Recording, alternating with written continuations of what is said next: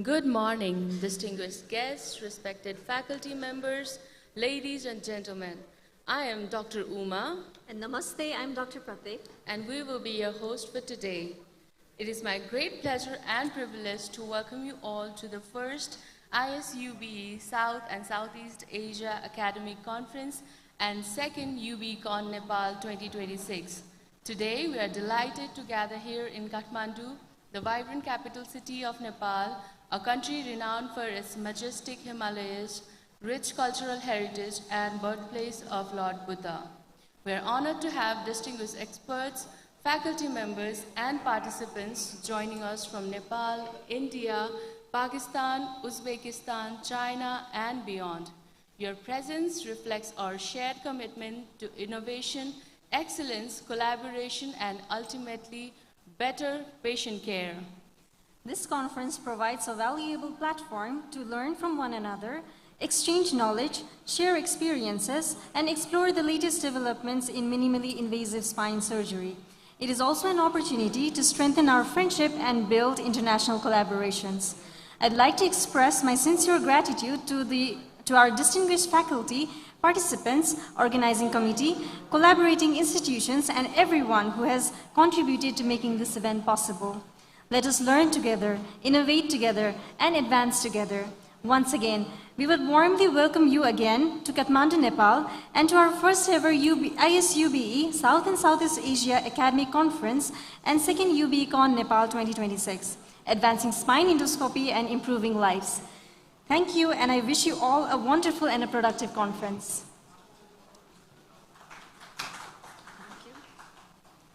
It is my great pleasure to welcome you to the presidential session for the first International Symposium on Unilateral Biportal Endoscopy South and Southeast Asia chapter. This session brings together the leaders and pioneers whose vision, dedication, and expertise continue to shape the future of endoscopic spine surgery across our region. It is an honor to have them with us today. Without a further ado, I invite our distinguished presidents and faculty to take the stage and begin the session. Dr. Balgopal Karmacharya, President of NES, Chief Neurosurgeon from Manipal Medical College, Pokhara. Dr. Nikunja Yogi, Founding President of ISUBE, South and Southeast Asia, Vice President of NES, Member of WFNS Neuroendoscopic Committee, Head of Department of Neurosurgery, UDM Ninas, Kathmandu, Nepal. Dr. Rajiv Jha, President of NESON, Head of Department Neurosurgery, NAMS, Kathmandu, Nepal. Dr. Chingfeng Hu, Chief Orthopedic Surgeon and Director of Orthopedic Center and Spine Surgery Department, the 4th Affiliated Hospital, Chadang University School of Medicine.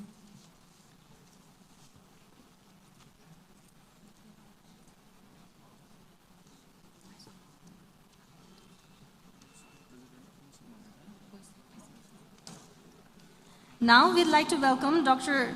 Balgopal Karmacharya for the welcome speech.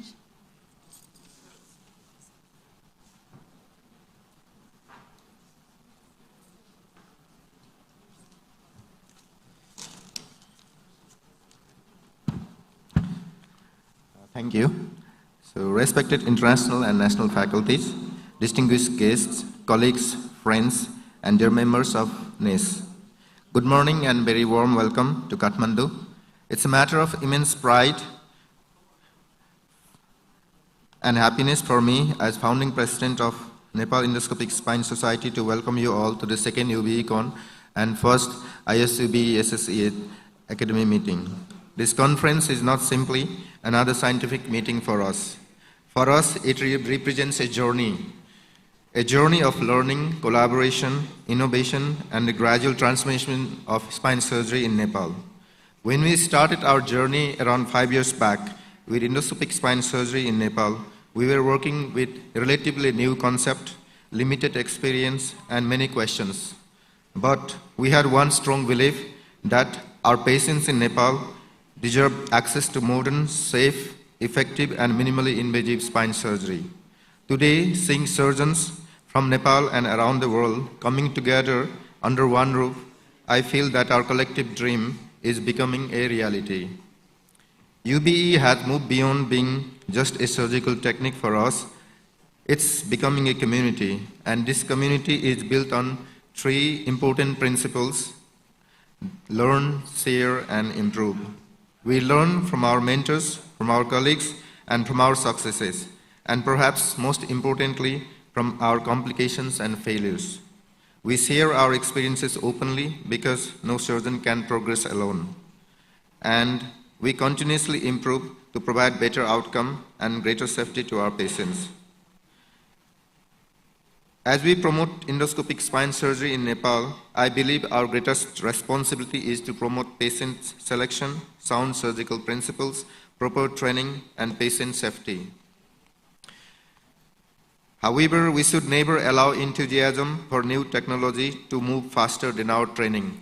That's where such type of conferences and academic meetings help us. I am especially pleased that this conference brings together international experts from around us. Your presence is an inspiration for all of us. Your willingness to share your knowledge is helping us build a strong foundation for endoscopic spine surgery in Nepal. Our vision should be to create a community where young surgeons can learn safely, experienced surgeons can exchange ideas freely, and patients can ultimately benefit. The future endoscopic spine surgery will not be built by individual surgeons. It will be built by collaboration between institutions, collaboration between seniors and young surgeons, collaboration between Nepal and international endoscopic community, and also collaboration between different specialties who are involved in spine care. Let us make this an opportunity to build friendships, partnerships, research collaborations, training opportunities, and lifelong professional friendship. Thank you for believing in us, and thank you for sharing your expertise, and thank you for becoming part of our journey. To our Nepalese colleagues, thank you for your enthusiasm, your commitment, and your willingness to learn and share.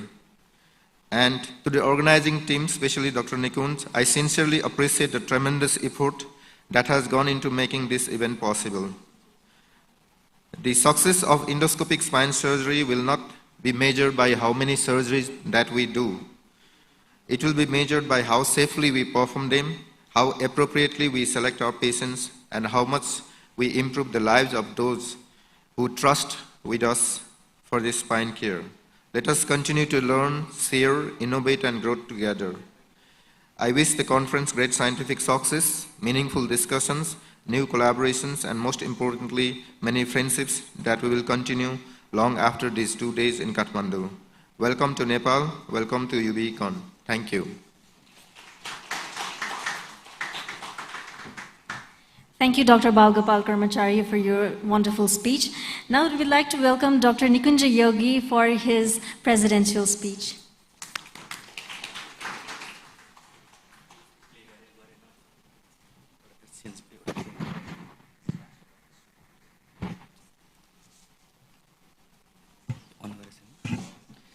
A warm welcome to everyone. Good morning, everyone.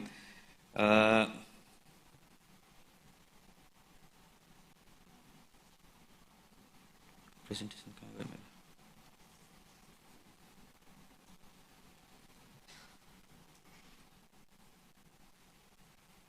इसको कहाँ बढ़ाऊँ Suhan? Excuse me.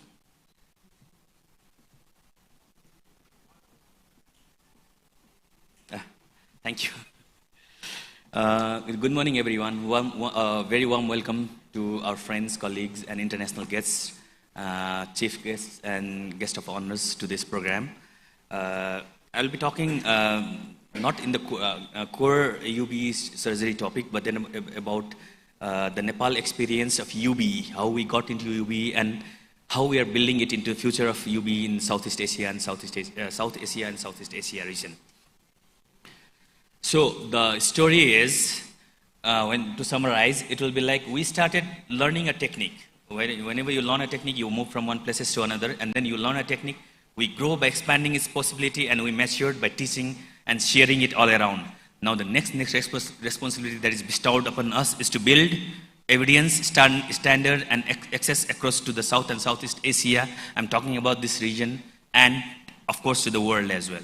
Now, to start with, how did UBE begin in Nepal? UBE began with like approximately 2018 to 19, somehow pre-COVID era. It developed in Pokhara and at the almost same time around Kathmandu, in Dhulikhel, Kathmandu Medical College. There were a lot of conferences. The great minds that are sitting here today, they came up with the idea that we should advance the spine surgery into endoscopy. And I remember Pokhara Manipal, KMC, Dr. Amit Thapa, and Dr. Deepak from Dhulikhel arranging a lot of conferences and courses to make Nepalese neurosurgery and spinal surgeons get into spinal endoscopy. And then that's why I took the name of Dr. Balgopal Karmasarya. His relentless efforts into training, retraining, he was hell-bent into getting into spine endoscopy. He trained in spinal endoscopy, went to Mumbai pre-COVID, then COVID came, everything went into standstill for 2 years. This is a story I tell everyone. Then again he went after the COVID era to Malcolm Pestonji. Live case started in Manipal. Dr. Malcolm Pestonji visited with the help of Bones, and we did first UBE TLIF there. Dr. Balgopal was assisting Dr. Malcolm Pestonji. That was the first case that occurred in Nepal for UBE. And then started the journey of training into models. None of the surgeons would like to train on the patients. What we do is we sharpen our skills in animal models. That's what we did. We used to take goat models and pig models in the corridor near our operation theater and spend hours and hours. Almost we did 20-25 sessions, I guess, Balgopal sir and myself. Then we got into UBE. And then the fate has different, this thing. The destiny was there that I leave him and move into Kathmandu. Then we got apart in our journeys, but still worked together. And thereafter, Nepal's UBE journey started in many places. But still, what we should understand is learning curve is very much essential in UBE. You have to train yourself from open anatomy into endoscopic anatomy. To do that, you'll have to retrain and train into the animal models and human cadavers to shorten the the learning curve. I'll not go into all these details, but a lot of speakers will be talking about it. But this is what we used to do. We used to shift our C-arm into the top of the terrace. That is the lift, and that is the terrace area in our hospital. Take the C-arm, everything there, and then train into the pig model, still in Kathmandu before we started in the patient. Then, why UBE matters before we talk about Nepal? Because we all know, why do you want to get into UBE? The era started with open surgery, microsurgery, and gradually minimal invasive surgery. Why? Because the surgery is the same, but the outcome has to be different to the patients. The patient has to be getting out of the bed quick, getting into their work quick. Then came the endoscope, various phases of endoscopic era, and finally the UBE. Why? Because of precision, preservation, freedom, and the good recovery of the patients. The science behind biportal we'll be all talking about these 2 days. 2 portals, strangulation, irrigation, and instrument freedom is there. Our clinical progression is step by step. We started with lumbar discectomies, then went into canal stenosis, like bilateral decompression, contralateral surgeries, the butterfly challenges that we all know about, then into TLIF, using OAM navigation into TLIF, going into cervical, and then into thoracic. So this is how our journey began. Discectomy, we mastered the endoscopic environment, but then we have to go slow. The objective was not the speed, but the precision and the safety. So precision and safety always matters where we are doing UBE. I'm not going to talk about all the details of UBE because that's what we are going to discuss all day for the 2 days. But then this is how our journey should be. Then we move into stenosis. Because why? Stenosis, it changes the way we think about surgery, UBE or spine surgery for stenosis. And believe me, it is a blessing for the elderly. It has a wider field. It is a very good anatomy. It gives you a precise judgment, and it saves the pillar, the basic foundation of the spine, while decompressing and giving the adequate room to breathe for the neural structures. Then comes the next step, that is TLIF. To TLIF, we added a new flavor. We started with CM, and then we started using navigation, OAM. It was tedious. Sometimes it used to take more than more than what it usually takes in the CM. Sometimes we had to bring in the CM because we were not sure that OAM was giving us the precision, because everything has to come with a learning curve. Learning curve of UB is one, learning curve of OAM is different. But then, yes, if you are not persistent, you will not succeed. So we started with CM, OAM, unilateral construct, bilateral construct. We tried everything. Then the same thing again, OAM, I told you before. Then we dwelled into cervical and thoracic UB. Cervical UB, believe me, that is the essence of UB. The essence of UB is not only discectomy. The essence of surgery is, UB surgery is getting into canal stenosis, TLIPS, cervical, and thoracic surgery. For that, the beginning stone is discectomies. You have to do discectomies to learn and pass on to these steps. Now, what does it take to build a UBE program? The operating room is only a part of it. You have to have people. You have to train your staffs. Believe me, I tell everyone, the very second patient of mine had a very bad discitis, whereas everybody will be surprised that discitis is very uncommon in UBE. But I never thought of it. Then I thought that I never trained my staff. Their handling of the water bottle was really bad. They were not sanitizing their hands. You have to keep everything in mind. You train yourself, you train your staff to have better results. For this, I had to visit back to India again. Sometimes training and retraining that's how is important. First to train myself, then to see the surroundings of the operative theater. So train people, have a better equipment, have a greater case selection, train, retrain, cadaver lab, mentorship, simulation, and retraining. Finally, audit is the very important thing. You should always go back and see the surgery you did it benefit the patient? Is the patient having recurrence? Any complications that is more than the open surgery? Why should you change into UBE surgery? So audit is the one integral part of it.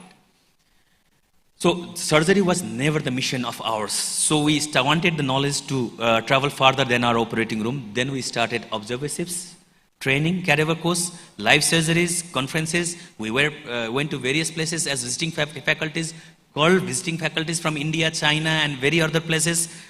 And this way, collaboration made us excel in this field and others excel in the field. That's what I'm going to share to all of you today. Collaboration is an integral part of advancing this field. The course cadaver life surgery continuum mentorship is a very integral part, but first we all will understand that yesterday we had a cadaver training, portal creation, triangulation, cadaver simulation is the best thing to learn. But then you'll have to take it to the live thing, right? So life surgery demonstration is should also be an integral part of your training. However, the most important part is after the course. What do? You go, do a video review, do case discussions with your peer, do a peer review, sometimes return visit to the training facility you did. This is how training and retraining helps you sharpen your skills and give a better result to your patient. So a course becomes powerful when it is repeated. That's what we did. We helped develop UBE in various courses in Nepal and in the international arena. And UDM Ninans itself proudly has conducted 12 international training courses. So with these courses, the students learn, the mentor learns. Every time we learn our mistake, we have a different angle into thinking, and then we get better ourselves. Your program gets structured, and this decreases the learning curve for the trainer, for the trainee, and everyone, the staffs, everyone. So life surgery is other important thing. So the Nepal experience is from learning from the world to sharing the Nepal with the world. That is our responsibility expanded beyond performing the cases. So present, we are doing cases, teaching others, collaborating, and then now we'll represent into the international arena. International collaboration accelerated everything. This I'm taking briefly some time to talk about. When I went to China, this is when I visited China, there is Professor Yang Hejun and me presenting in ISUBE forum. I used to think China is secluded. They don't reveal themselves. So I thought Korea started it, India started, and then I went to China with a basic UBE presentation into an ISUBE forum, thinking that, okay, they are progressing. Then I was surprised, I was belittled. The work they are doing, tremendous. Intradurals, instrumentation, cervical instrumentation, thoracic instrumentation, malignancies, TV, spine, everything. The first day was the Chinese session. I thought, should I present or not present? So that was my experience. You have to have international collaboration to know what others are doing, let others know what you are doing, and then this way you benefit each other. And finally, the patient benefits. Your experience increases. So international collaboration is a must.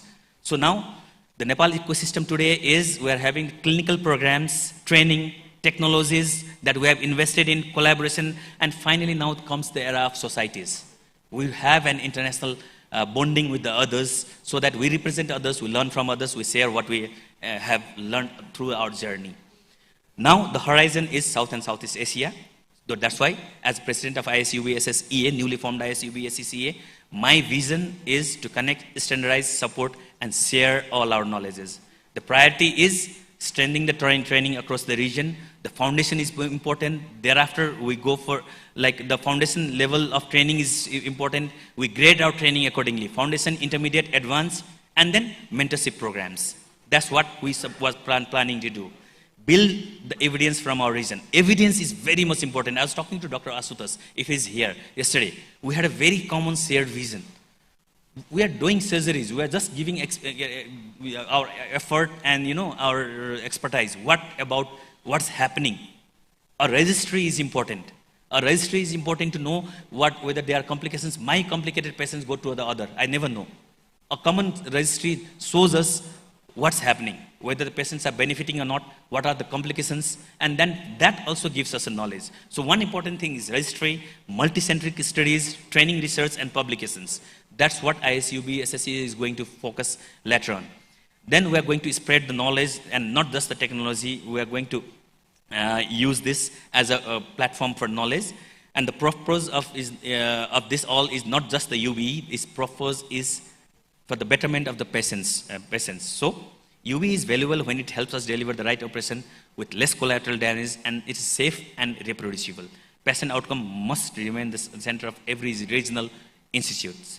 Our roadmap is first train, mentor, measure, research, and share our experiences.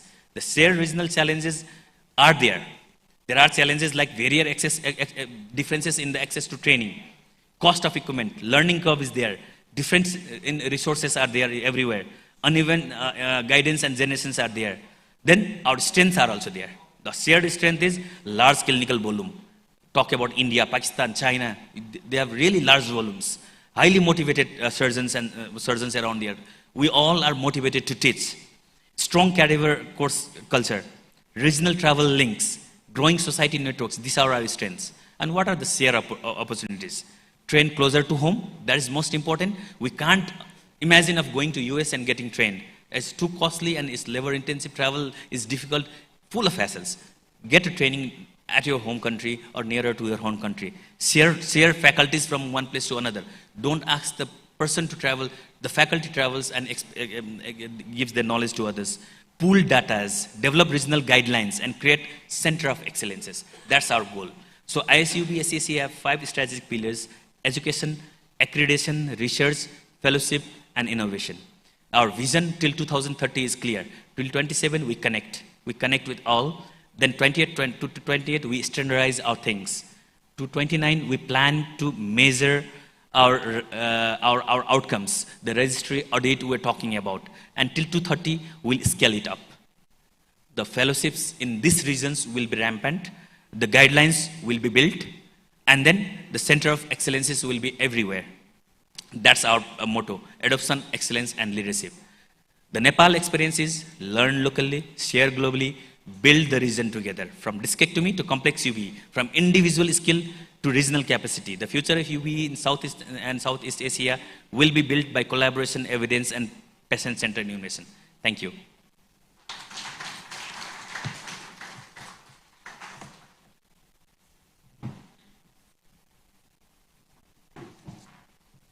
Thank you, Dr. Nikunja Yogi, for the wonderful speech and the insights on UBE. Now we'd like to welcome Professor Zhang Wei, President of ISUBE, the online, for the welcome speech and lecture on cervical intubations by UBE.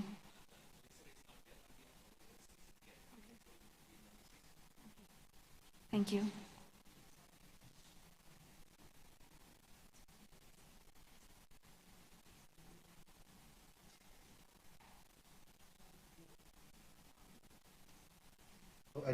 Dr. Zhang Wei from Hangzhou Traditional Chinese Medicine, the president of ISUBE.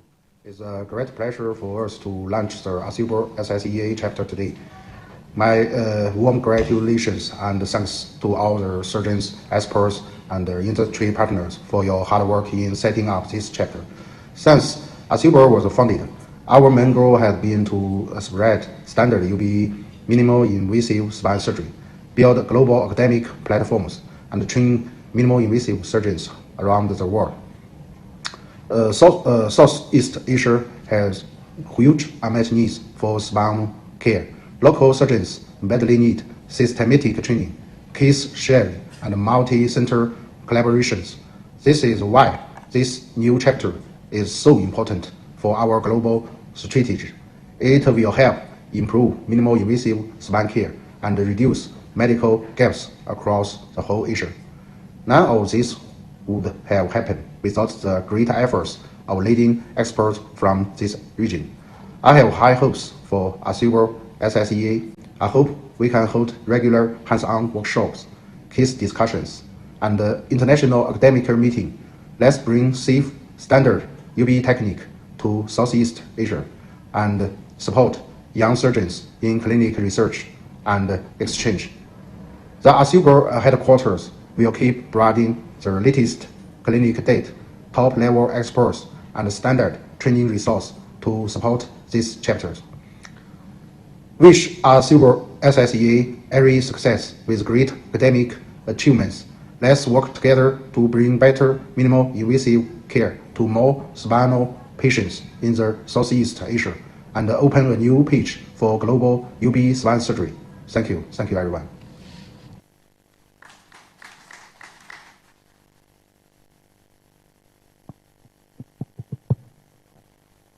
Good morning. So we now go for the presentation.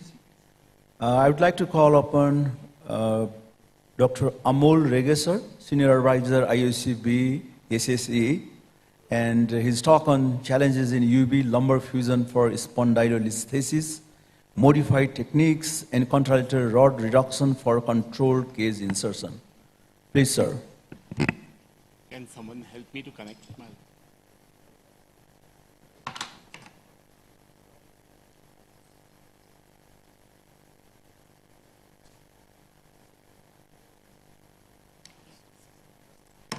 Good morning. Thanks, Dr. Nikunja Yogi, all the societies who are organizing this conference, especially ISUBE, and for inviting me for this grand event.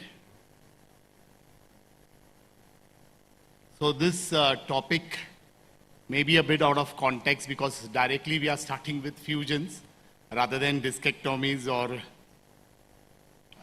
stenosis decompression. So I'm going to talk about challenges in UB lumbar fusion, and this topic is going to be even for the beginners, and I'm also going to show my modified technique with contralateral rod reduction and controlled cage insertion. So when you decide to upgrade yourself from decompression or discectomies to fusions, there are few questions which will go in your mind. Will I be able to see the cage when I through a scope, when I insert that into the disc space? In countries like India, Nepal, we don't have BMP easily available. Because of cost issues also, we can't use it. So will I get enough local bone graft for fusion? Will I be able to deliver the IAP en masse?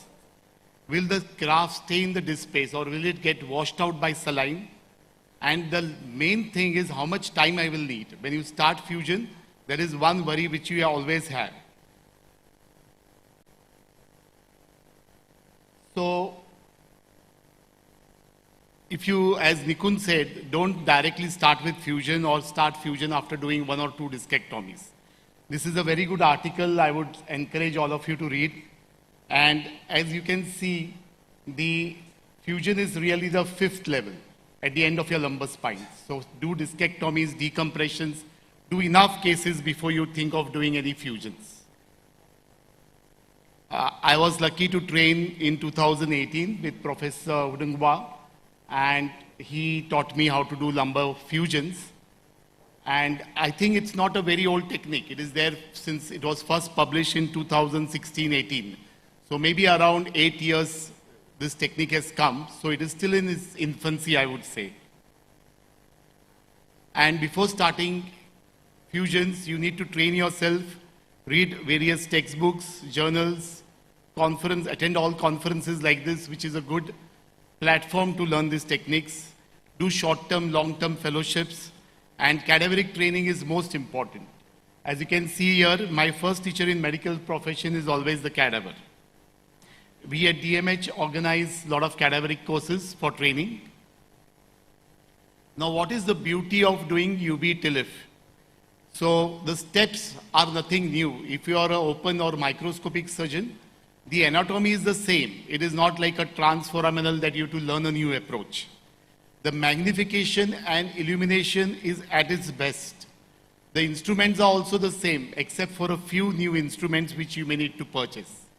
And there is not much increased cost to the patient, so economically also it's a good surgery. And the best thing, if you ask me, is this end plate preparation. This is the end plate preparation which you will never see in a mini TILIF.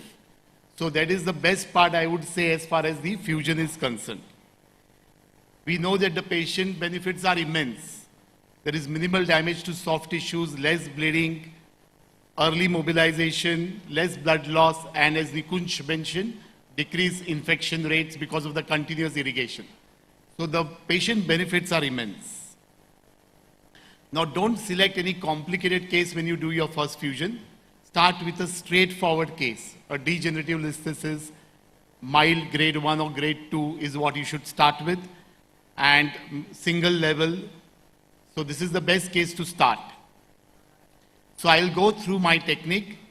So we'll go through all these steps, the OT setup, instruments, how to make portals, and how to do the fusion. So I'll just, in the next few slides, I will go through the various steps of this technique. So the instruments, as I said, except for a few like the cannulas or the dilators, all other instruments are the standard instruments. Maybe a bit of chisels is what you need. There are various sets available which you can buy. The OT setup is the most important.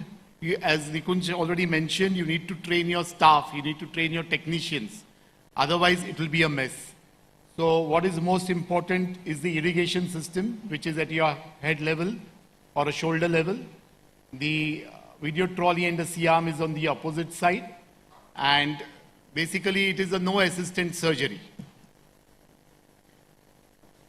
We always give thoracolumbar facial blocks. There is enough evidence that it helps to decrease the post-operative pain before we start the fusion. Next is the portals. The portals are the most important part. I personally take a vertical incision. So you identify the interlaminar space. That is the most important and critical part.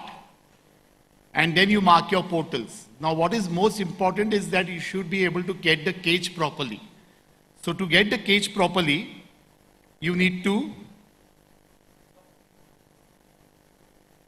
your direction should be along that line. So your working portal should involve the disc space. Otherwise, it will be very difficult to get the cage. Then you dock. Now the docking can be either at the spinolaminar junction if you are planning a ULBD, a decompression, or it could be at the facet level if you are going to do only a foraminal decompression. So depending on your plan, you will do the docking. So here you can see actually my assistant is putting the opposite side guide wires. So we work simultaneously. My fellow and myself work simultaneously. I have started doing the scopy here while my fellow starts passing the guide wire. So you can see in this video that as I am doing the scopy, my fellow has started putting the wires. So that also helps us to save the time. So the contralateral screws are inserted, but the rod is not inserted. So I am working here and my fellow is also working simultaneously. We use standard C-arms. We don't use O-arms or anything sophisticated. Standard C-arms, and we do that cases. Then you osteotomize the pars after your decompression. So there you can see osteotomy of the pars being done there. and you deliver the IAP. This is used as a bone graft, and you can see this is the articular surface there. Then you osteotomize the SAP. So you can see the osteotomy of the SAP, delivery of the SAP, and that's the SAP. So all this, you take off the articular cartilage and use the remaining bone as graft. Then you take off the ligamentum flavum and decompress the whole thing. So you do a bilateral nice decompression, that's the contralateral root there. Then you start preparing your disc space. So you do the annulotomy. You can see the exiting nerve root. You really don't need to expose it. The flavum can initially protect your exiting root. And you do the discectomy. Put in your shavers. And what you will note is that even after you put the shaver, which is your last shaver, and you think that now you removed all the discs, but once you put the scope inside, there is so much material and the end plate which keeps on coming out. You might need about 10 minutes to prepare your end plates properly, and you can go right up to the anterior longitudinal ligament. So that is the beauty of UB-TLIF. So as you can see, I've just confirmed that I reached right up to the ALL. And then what we do, that once you have done the discectomy, facetectomy or release, so then we put the contralateral rod and reduce the listhesis. So that helps us to make it, reduce it and give good stability before inserting the cage. Then the most important part is the bone grafting. So we put in the bone grafts and you stop the irrigation while putting the graft to prevent washout of the graft. Finally, you insert the cage. So the cage insertion, we do it under vision. Some surgeons just use a retractor and blindly put in the cage, but we prefer to put it under vision. And finally, insert the drain. There will be complications of any procedure. So we had one case with slight posterior migration. So you should be able to tackle, I'm sure there are a lot of lectures on complications in the conference. So these are some illustrative cases of, so you can start with simple case first and then you can progress to complicated cases later on. We had presented our work at the recent UBES meeting. There are certain controversies whether you should use a single cage or double cage, static or expandable cages. You can also use Olive type cage, and there is UBECON where you go outside the facet and put in a cage. There is a complete session on fusion where I think these things will be discussed. Just to give you what is there in literature, so this is a comparison between UB-TLIF and MIS-TLIF, 66 and 54 cases. So the operative time is slightly more in UB-TLIF, but reduced intraoperative blood loss and shorter hospital stay. Otherwise, clinical and radiological outcomes are the same. And UB-TLIF versus endo-TLIF. So this comparison again shows that UB-TLIF was superior to endo-TLIF in terms of operative time and fusion rates. Anything you learn, you will have this curve. Learning is not easy.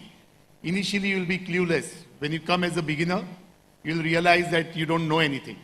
Then you become confident and you start doing stupidity. Then you become depressed. And finally, you achieve it. And always have mentors whenever. So ISUBE is a good platform. You can network with the mentors in this conference. And remember that whenever there is learning, there are going to be a learning period. So learning curve for fusions is roughly around 35 cases, but that is after you've done enough decompressions and discectomies. So what is the virtue of a UBE surgeon? I would say you need to have first passion. You need to have the passion to learn the technique. Second is patience, very important. You can give up. I think the most important point I would advise youngsters that you decide to do every case by UB. Otherwise, it will not happen. If you decide I will just do one case in this week, then that will not happen. And last is perseverance. So you have to pursue. If you have to climb mountains, if you have to climb heights, you have to pursue. Nepal is very close to my heart. This is my 7th or 8th visit to Nepal. So besides UB, I come here for trekking. So take home messages, UB Fusion improves patient outcome in terms of back pain, hospital stay, infection rate, blood loss. Insertion of the contralateral screws while commencing scopy at the same time will reduce your operative time. Placement of the contralateral rod helps in the reduction, and stabilizing that segment will minimize the cage and the end plate interface movement. I welcome you all to visit DMH UB Academy. On 15th August, our Independence Day, we had a conference with 8 international faculties. We have simulation labs, and we also run fellowship programs. This is at Pune in India. I welcome you all. Thank you.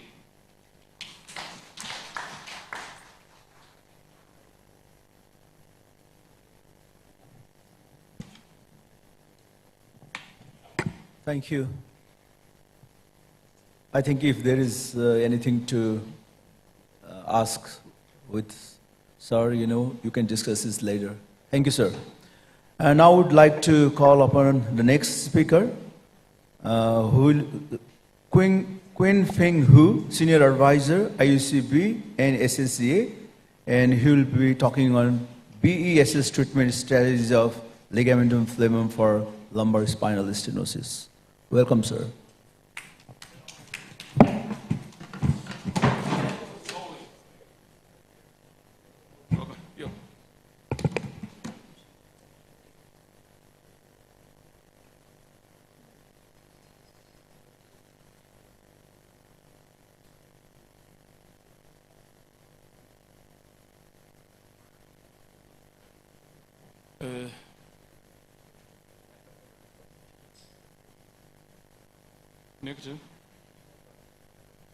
Negative, yeah. So, yeah, okay. So, good morning, everyone.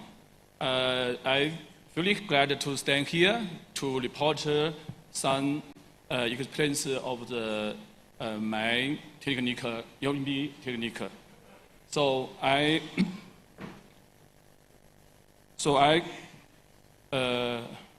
will look to congratulations Professor Li Quanjia to the being the first the president of the ISUBE and SSEA. So I think so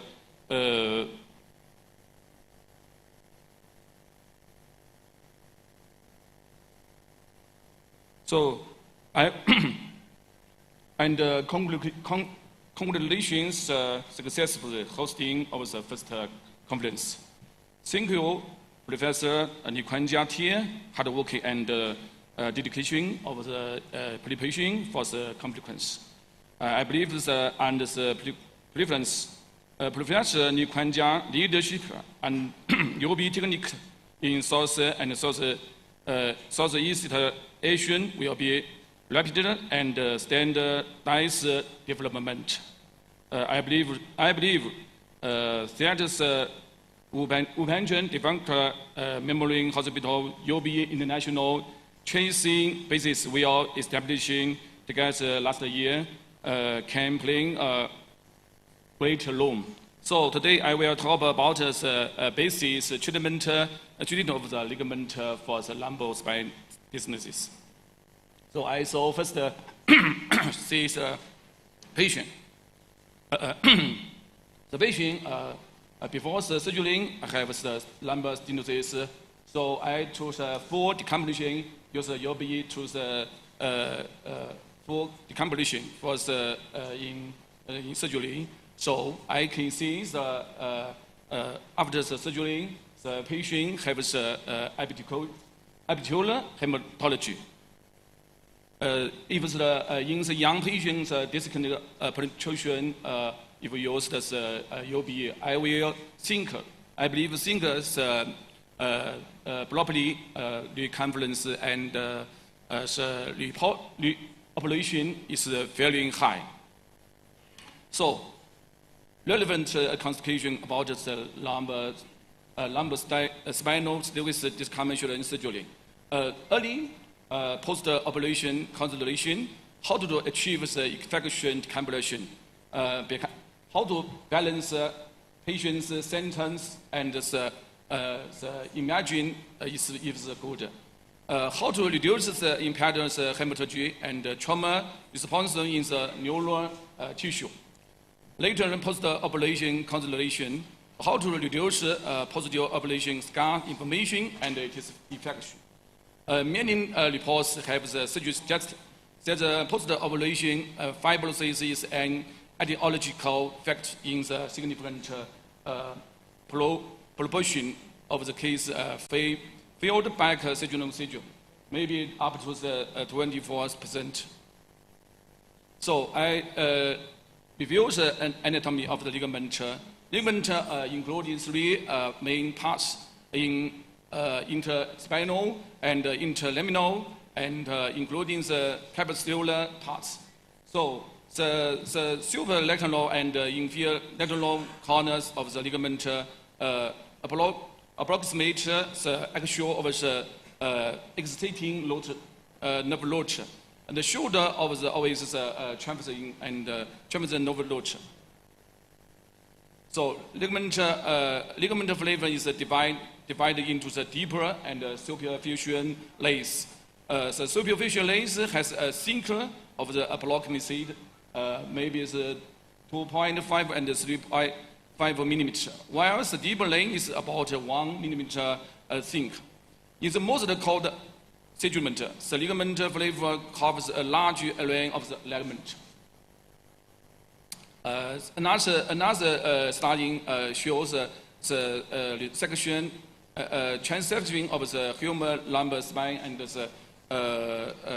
from the rostral and corner zone of the same ligament flavor. So we can see always the gap occur in the planar sagittal lumbar. And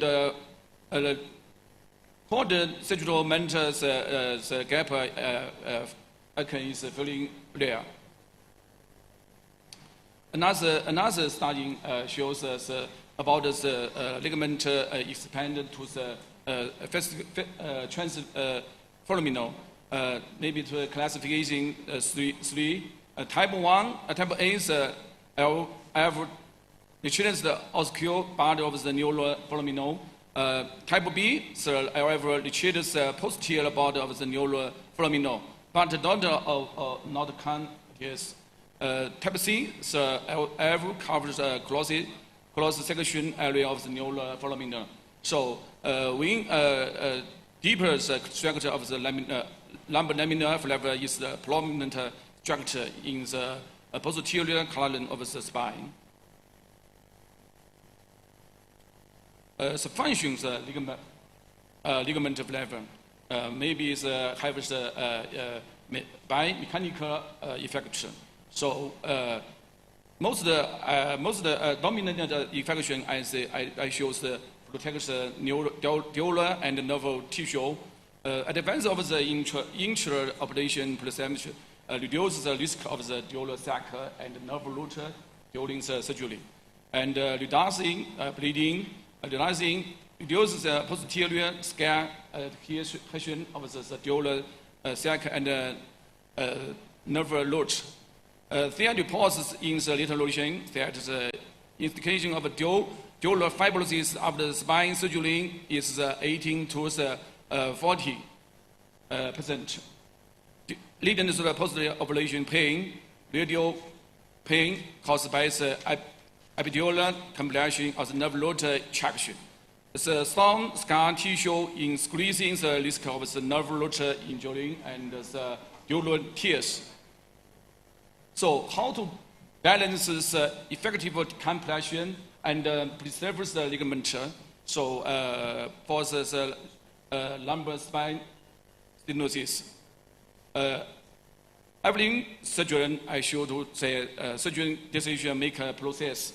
So I to know how type of the pain, neurological pain with the feeling time as a mechanical pain, and what is the causes of pain, central stenosis and lateral diseases and nasalosis.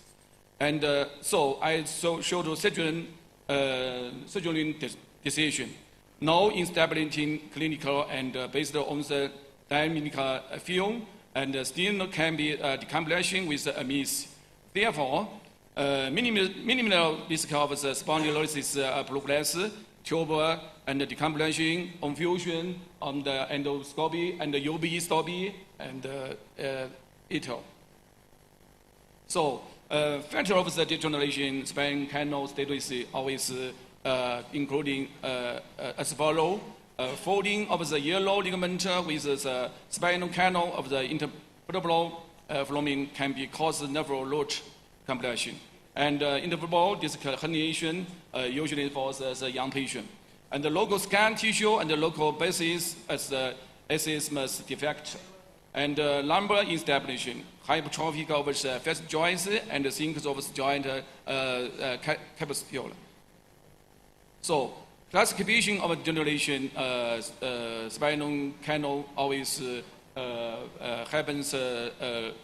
Space is the central part, is the main spinal canal, and the peripheral part in the lateral, femoral, and the nerve root canal, and the degeneration spondylosis. Alpha 3 and 5 are a common sign for the spinal canal stenosis. So, how many management of the lumbar spine stenosis, central canal stenosis, and central canal spine bone structure versus ligament flavor hypertrophic, and lateral stenosis, lateral disease decompilation bone structure, and versus ligament flavor. Degeneration spondylosis, collection or establishing of the spondylosis. So how to do to balance. First shows the lumbar central canal stenosis reverse ligament approach. So we always see, I think always to the the ligament flavor is good for the clinical outcomes. Central canal stenosis shows a patient as L4, 3 and 4, and 4, 5. So the CT scan shows central canal stenosis. So I use BASI and UBE to the decompilation. So we first one is established as international operation space, and to the Dawkins spine and laminar junction, and to the establishment spinal canal operation space. So because I first quite. So another exposure is the ipsilateral ligament, exposure is the control ligament.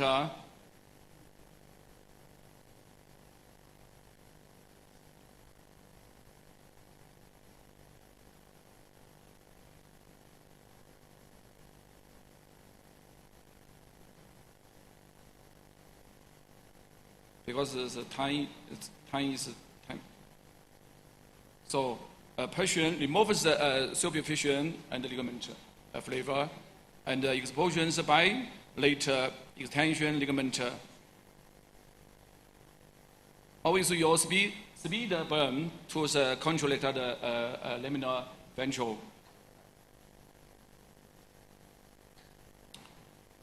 I was piece.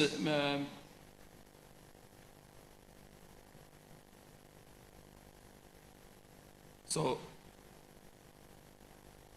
film both the signs the ligament insertion and exposure by the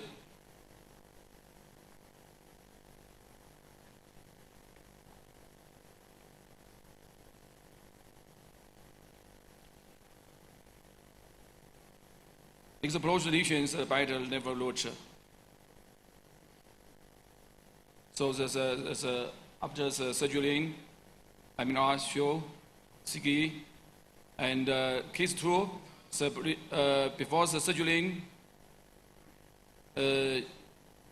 severe stenosis and intro operation. So maybe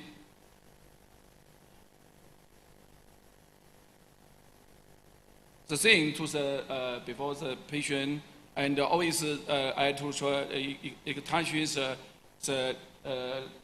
ligament flavor to floating the spine canal, because this is after the surgery, CT scan, a lumbar lateral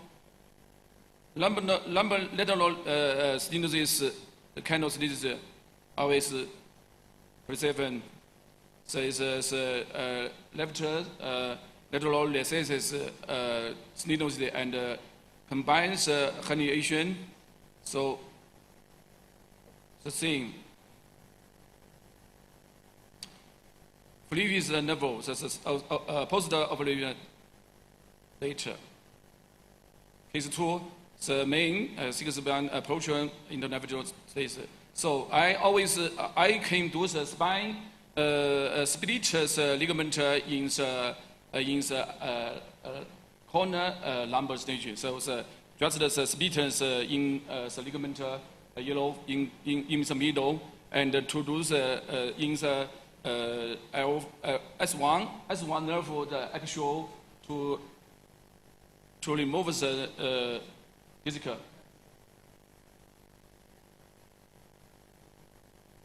Yeah, as you show.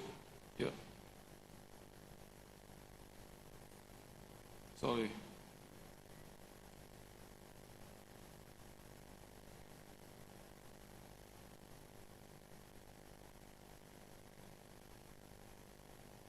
The patient I do repairs annular fibrosis, uses not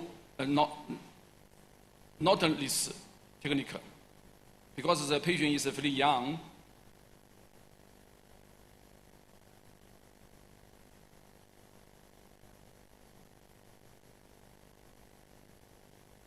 Maybe I delete sometimes.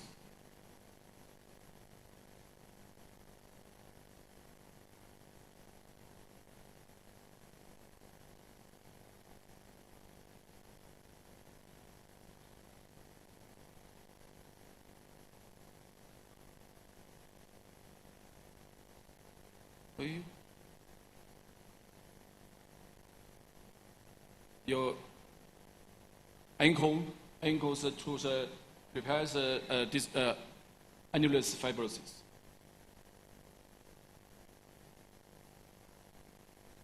Not this.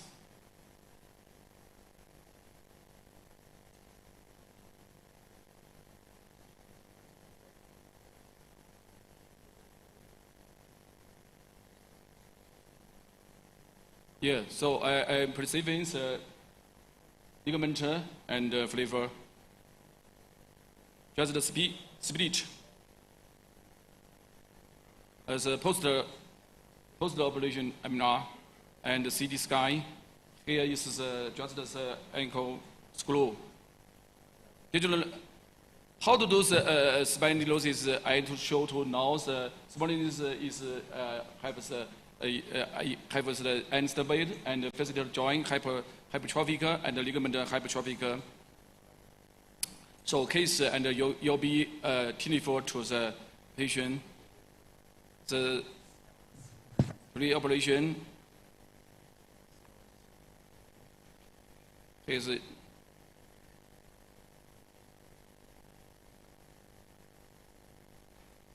maybe time as the post-operative scan.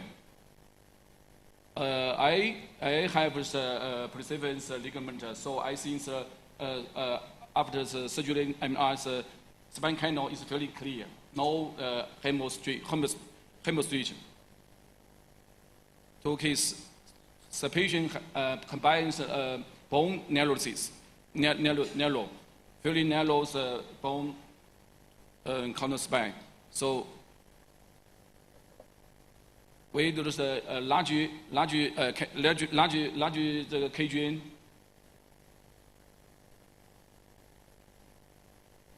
From the octopus contralateral to the bone laminal ventral bone structure, but I perceive the ligament just the relief the corner and the insertion.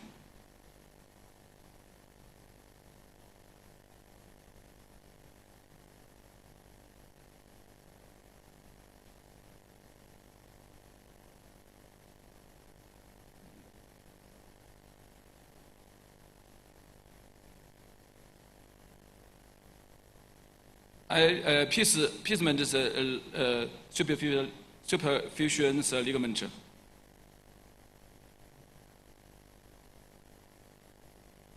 I also receive the ligament flavor.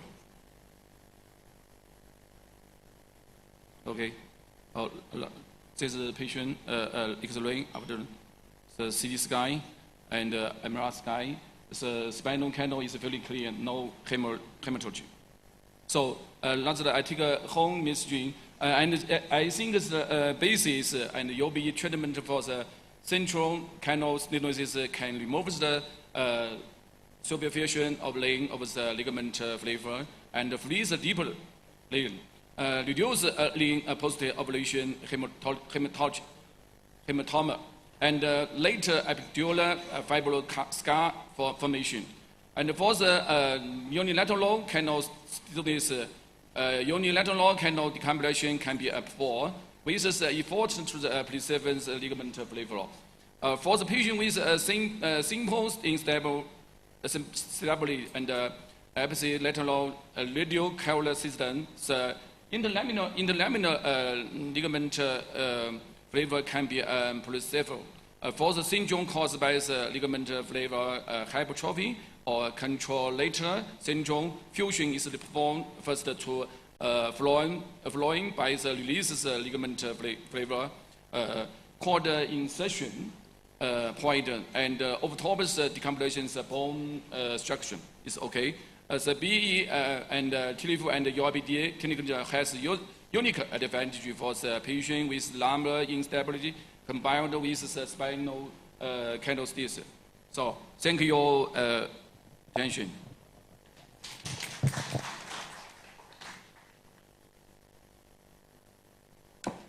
Okay. Thank you, Dr. Hu. Now, the last presentation of this session will be by Dr. Seowen Yu. He will be talking on multi-channel spinal endoscopic management of central cervical disc herniation by a transpedicular approach.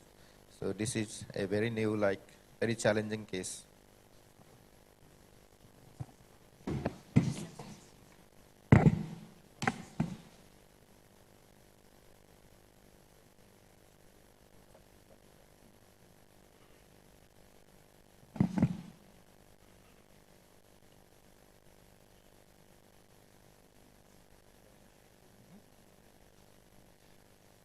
Okay, good morning, everyone. My topic today is that I have the multi-channel spinal endoscopic management of the cervical, central cervical disc herniation with transpedicular approach.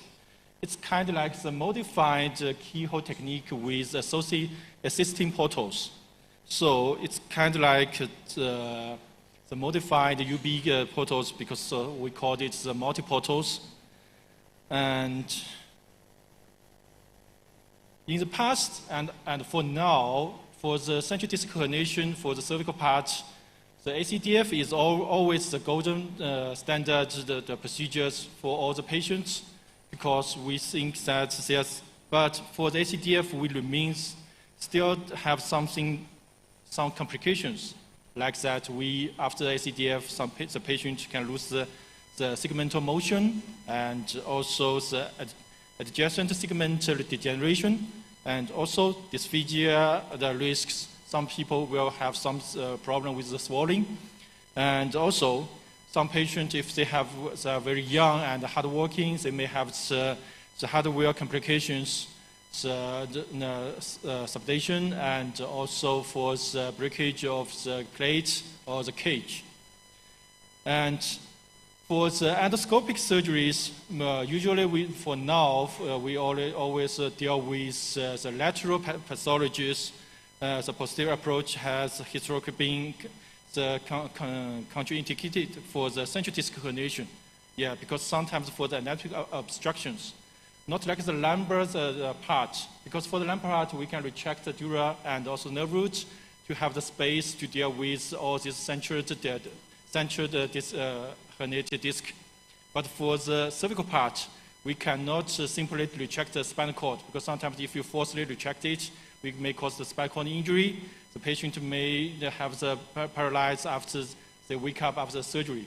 And also, the spinal canal is so narrow, and so after we open the keyhole part, we don't have enough space to manipulate the disc and also the nerve structures. And also, because with all these UBE and also the monoportals, we only have the visuals from the posterior way, then sometimes we cannot see the ventral part. And sometimes we use the hook to search the ventral side. It might sometimes do all these procedures blindly. And also we have some surgical risks. The direct manipulation in the confined posterior space carries a high risk of the genetic spinal cord injuries. So all these things can block all the surgeons do not to remove the central disc herniation in the cervical part, and always all these surgeons to use ACDF to treat the spondylotic myelopathy. But we always want to try to using the UBE port technique to resolve the central disc herniation. And after maybe hundreds of the keyhole surgeries, we found that we might can borrow some space from the lateral side. So we developed a term that's called the cervical posterolateral triangle. It's like the camping angle in the lumbar part. So we can see the original part, the triangle is here, the lateral part of the dura and also the nerve root and the upside of the pedicle. It's very small, and all our instruments cannot insert this triangle into the ventral part of the dura.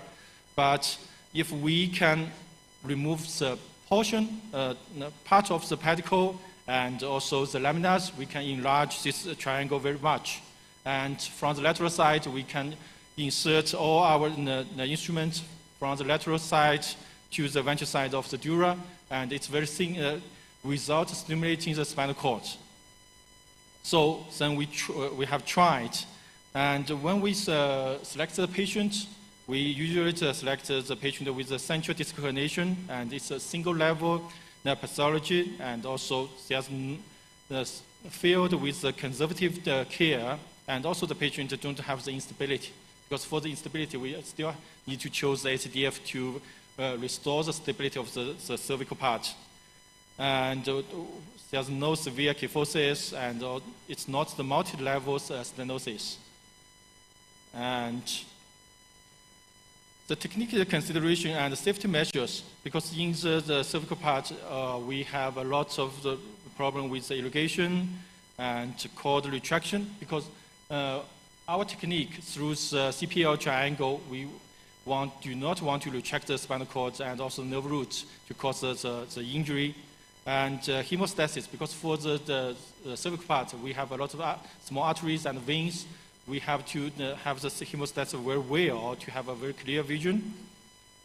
And we have used the very small diamond burr to prevent all these bleeding in the cancellous bone. And let's move forward. I want to show you a very typical case in the C5 and 6 segment. This patient is a female, 51 years old, and pre-operation the MJOA score is 12 and moderate myelopathy, and she has had a 3 years history of the left arm numbness, and also recently progression with walking difficulty, and no significant upper limb weakness, and also the bilateral positive Hoffman signs, and increased muscle tone and hyperactive biceps patellar reflex observed. And we can see on the MR scan, we have a paracentral, it's called paracentral. From the central to the left side, we have a very significant herniation. And for the surgery, we have a very unique position. It's called the proposition, and we have the foot and also the sides tilt down to make the cervical spine to horizontal. And we usually choosing the midfield frame to fix the patient's hand and the cervical to provide a very stable platform for the surgery.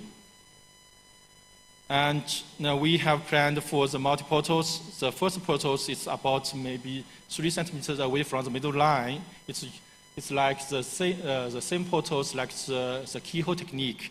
But we still planned another 2 portals about 6 to 7 centimeters away from the middle line.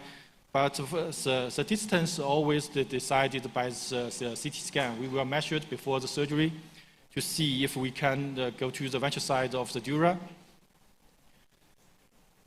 And after that, we were using the KY technique to locate the tip on the lateral mass, the center of the lateral mass. And also, when we making another assistant portal, we also using KY to insert to our working area to make sure we have the right direction. And here we have the first video, because the first video is the soft tissue dissection, laminectomy, ligament removal. It's the same as the keyhole technique to open the keyhole area.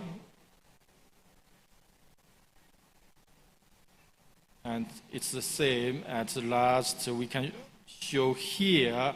Here is the original CPL triangles. This is the dura, this is the nerve root, and now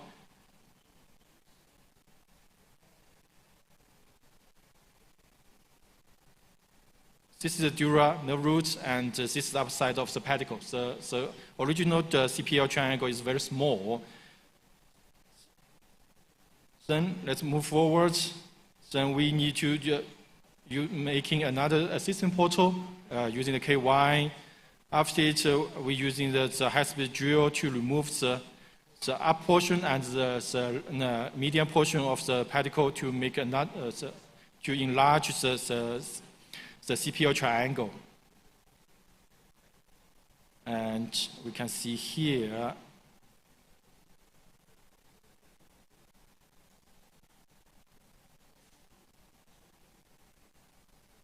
at the last, because the nerve root is here and also the dura, but the lower edge of the triangle is far away from the original one, so we have a lot of lateral space to manipulate the ventral side of the dura.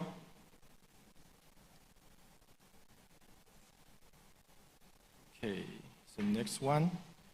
Then, because we have already one, you use a hook, because this is a nuclear process, and we use a hook to hook it, the nuclear process out and to open the membranes, cover it, and without stimulating the spinal cord. And we have the very special small angled nuclear process forceps to stretch it out to the lateral side. We do not need to pull it out just directed to the posterior way, then without stimulating the spinal cord. Yeah, because the assisting portal, we can insert our tools very smoothly and flatly into the ventral side. And after that, we can still to search the ventral side of the dura. But sometimes 30 degrees using the assistant portals can see the ventral side very well, but sometimes if you cannot see it, another way is that you can use the 30 degrees scope or additional portal to use to inspect the ventral of the dura sac and the hidden corners.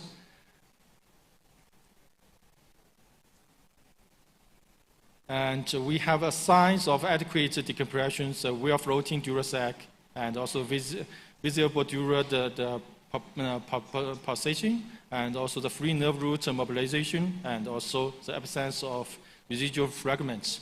Because sometimes you can use a very long arm of the hook to search the ventral side.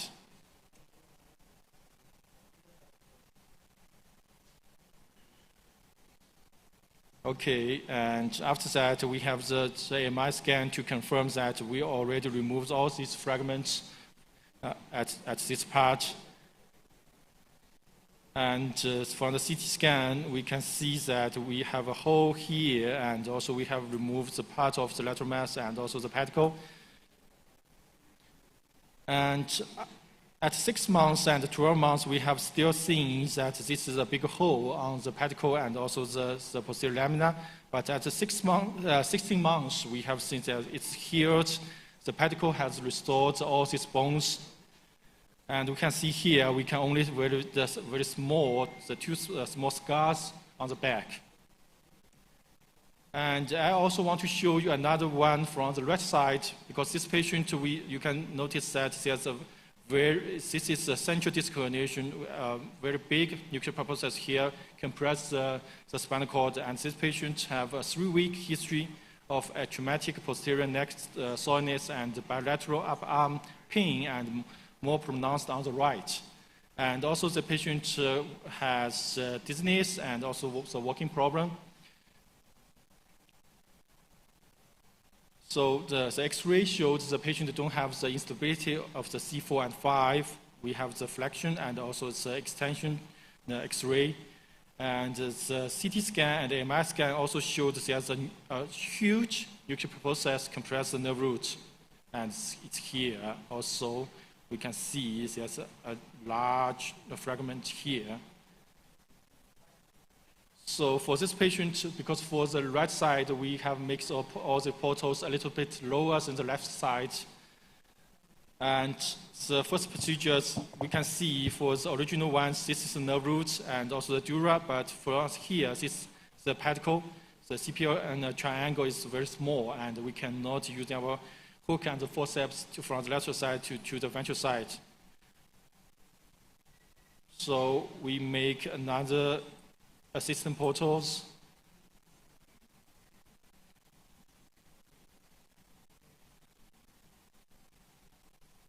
Using KY and using the high-speed drill to remove the median portion and the upper portion of the pedicle.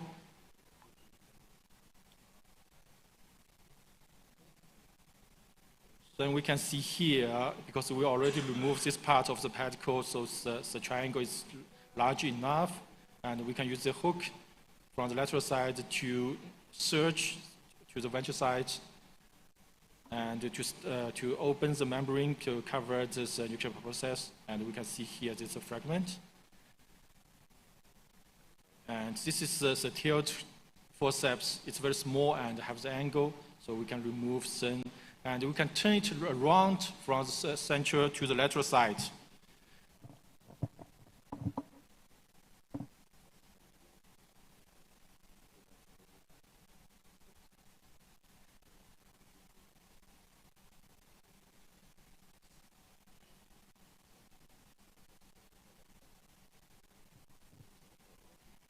And at last, we will search again. Yes, there's another fragment with cartilage.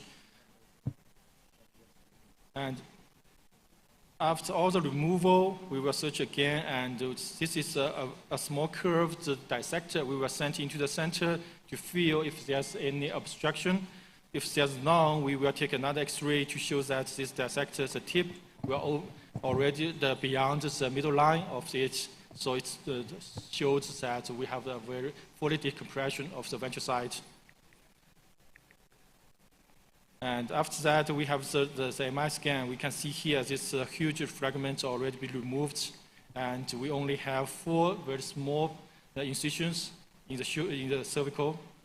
And because this is right after the surgery, so we can see here we remove part of the pedicle, and the 3D reconstruction also confirms that there's only part of the lateral mass and also the facet be removed, and also part of the pedicle. And I want to conclude that our base TPA is preserved the motion, while ACDF eliminates segment mobility, and also can have the low stress, so minimize the risk of the ASD. And we don't worry about the implant complications. But for the posterior approach, avoids anterior surgical complications like the vascular injury, dysphagia, dysphonia, and also vascular complications. And also, the CPA, the cervical posterior lateral triangle concept provides the reproducible adaptive framework. Because sometimes if other doctors want to duplicate our surgeries, I think this is a very standard procedure. Half of the pedicle sub portion and the medial portion, then to mix this angle, then you will know that this area is very safe to remove all these fragments. And also we have some special tools, the small curve, the dissector, the short hook, and also we have the curved forceps to help to remove all these fragments. And this technique, I think, offers the motion-preserving alternative from the ACDF, because for now, the minimally invasive concept is the key about all these endoscopic surgeries. Okay, thank you. Thank you, Doctor. Thank you, Dr. Su, for your presentation. Now, I think we are going to play another presentation by Dr. Jiang Wei, online presentation. We are waiting for his presentation. Suhan, can you have that presentation, please? The presentation is on cervical instrumentation by UBE.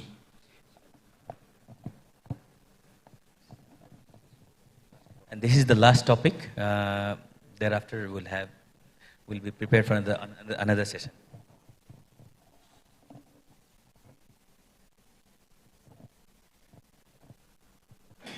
Suhan, presentation, please. Presentation.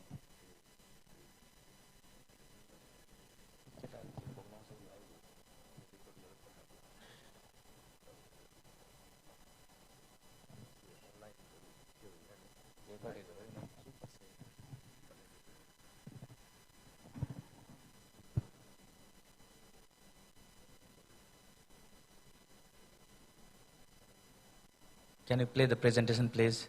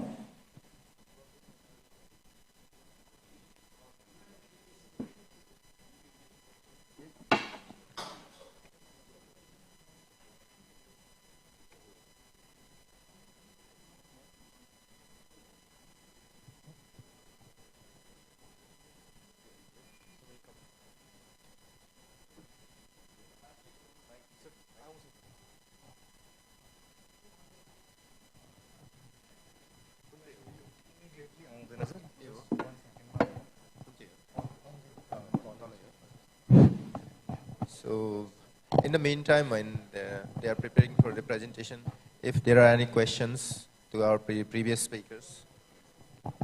Yeah, thank you. My question is to Dr. Hu. Dr. Hu. The third speaker. Dr. Hu? Yes, there is a question for you. So, yeah, here. Yeah. So I have a question to Dr. Huyuya. So thank you for your presentation and making it highlighted that we don't excise everything which you come across. In your presentation, you did a remark that your method actually preserves or rather avoids epidural fibrosis. So what do you do to avoid epidural fibrosis? Do you have any change in or modification in your approach, or do you apply something over the epidura, keep something over the epidura so as to avoid fibrosis post-operatively? So, Doc, you want to know that why we preserve the annulus fibrosis? No, in his presentation, he made a remark that his approach actually avoids epidural fibrosis. In the conclusion remark, yeah. So what actually avoids or prevents epidural fibrosis? So the ligament? So preserving the ligaments, is that the one which you're trying to make? Yes, it's the same, because Dr. Wu always, for now, want to preserve the ligament flavor. So first thing is that when we don't want to remove it, because sometimes the inner layer, the deep layer, the ligament attached to the dura, and sometimes if you're trying to remove all these parts, you may have the dura tear. Then if you just remove a very thin layer that attached to the dura, you won't have this problem. And also, when you already preserve this layer, you can prevent the adhesion after surgery. If in the future the patient have the disc herniation or the recurrence of the spinal stenosis, if you have to revision this same segment, it's very easy to have getting into the spinal canal and have the decompression, because the adhesion you get already prevented by the deep layer of the ligament flavor. Great, and a question to you also. In your presentation, in which you have showed a use of multi-ports, and you're actually taking the drills from the lateral ports, and that actually avoids you to drill on the plane of the bone itself. A wonderful presentation on that part. So do you also exchange the visual ports, or you keep the camera in one port itself? Yeah, because sometimes the vision portal, it's 3 centimeters away from the middle line, but sometimes if the patient is fat and like the assistant walking portal about 6 or 7 centimeters away, and sometimes we will change to the 70 degrees, the 70 degrees scope to insert to the working area to see the ventral part. And also, if we cannot see the ventral part very well, we will switch from the observing portal to the working portal. Okay. It's very flexible. Yeah, that's true. Thank you. Thank you. We'll run the presentation now. Please play the presentation.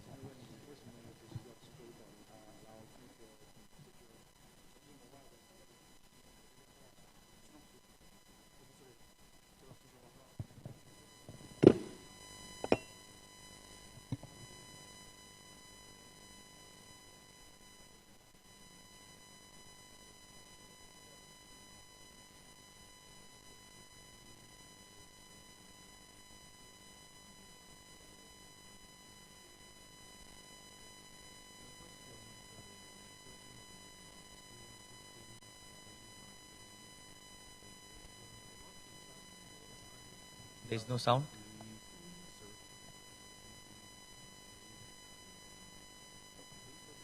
If there is no sound, maybe we'll skip it this time.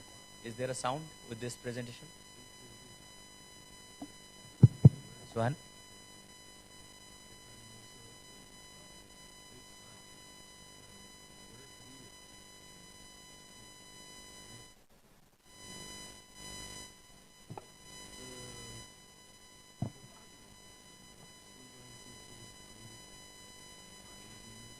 Is there a sound in this presentation or not? No. I think we'll skip this presentation, then we'll do it later. We'll now conclude this session.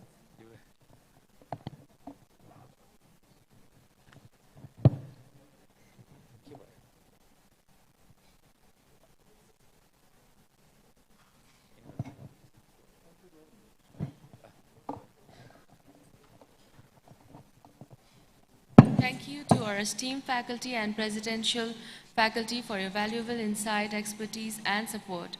We truly appreciate your contribution to this session. Now, I'd like to request Dr. Amit Thapa to present the certificates and token of love to the faculty.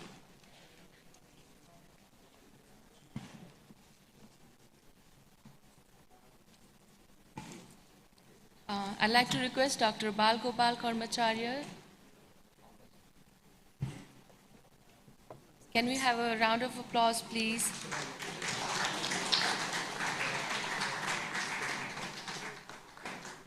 Dr. Nikunj Yogi.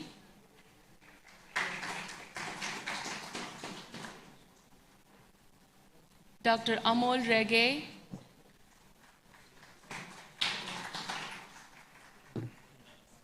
Dr. Chingfeng Hu.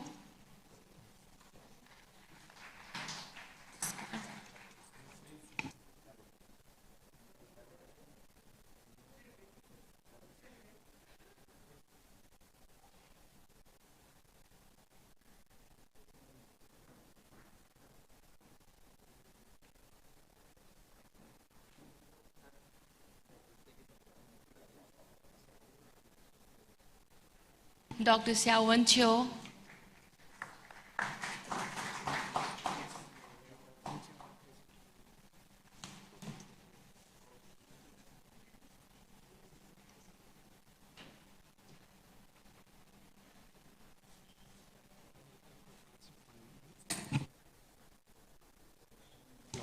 Dr. Rajiv Jha.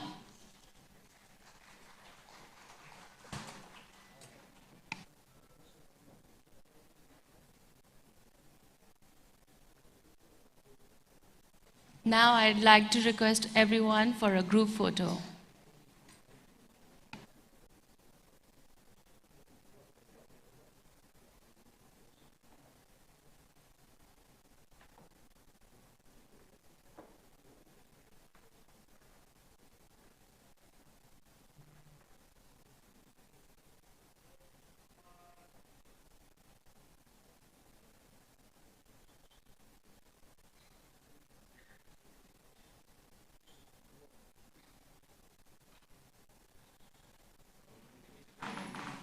Thank you so much.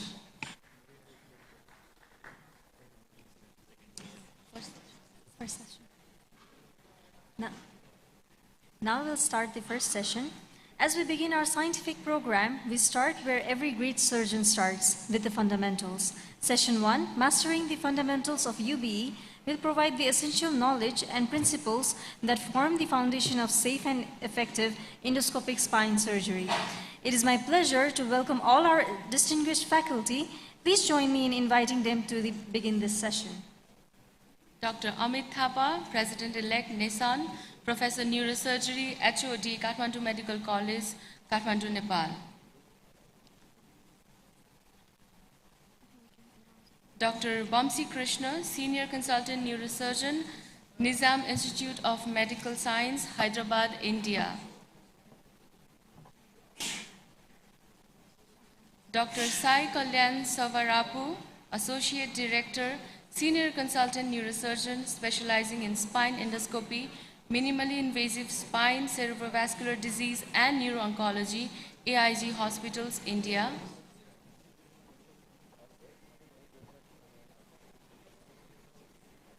Dr. Mohammad Asad Javed, Co-Organizing Secretary of ISUBE South and Southeast Asia, Senior Consultant Neurosurgeon, Pakistan Institute of Medical Sciences, Pakistan. And Dr. Suresh Sapkota, Organizing Secretary, ISUBE South and Southeast Asia.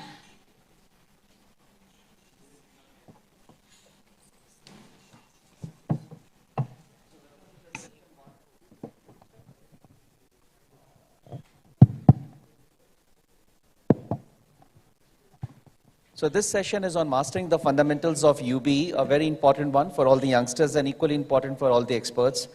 So let me invite the first talk by Dr. Alok Ojha, and he will be speaking on hydrodynamics in UBE.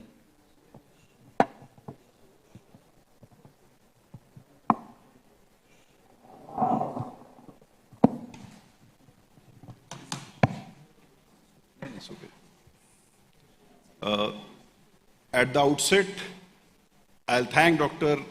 Nikunj for inviting me for this conference and for having a wonderful conference. Thank you, Chairperson, sir, for giving me the opportunity. Hydrodynamics is the backbone of UBE. If you do the proper fluid management, then safety and the comfort of the surgeon improves. And so the outcome. So the backbone of this, because what we are seeing today is there is a revolution in the endoscopy. Revolution in the endoscopy is because of the fluid pressure, fluid management of the fluid dynamics. It is all of endoscopy. The UB has got upper hand because of this.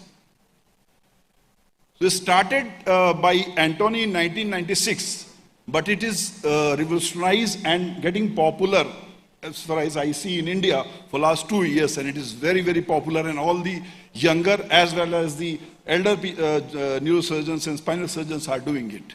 Unlike the conventional microscopic open surgery, UBE used the saline irrigation to maintain the clear surgical field and control the bleeding. That is the main crux.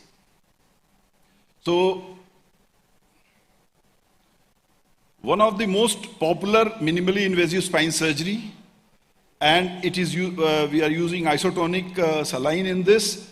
Effective water pressure management is critical for successful surgery. But at the same time, if the pressure is not managed properly, a double-layer sword, and you have got the complication in the form of muscle edema, ascites, and compression, although it is rare, but definitely it is there.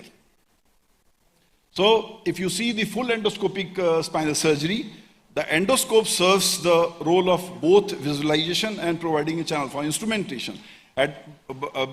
While in UBE, you see endoscopy solely for the visualization, as you can see in this.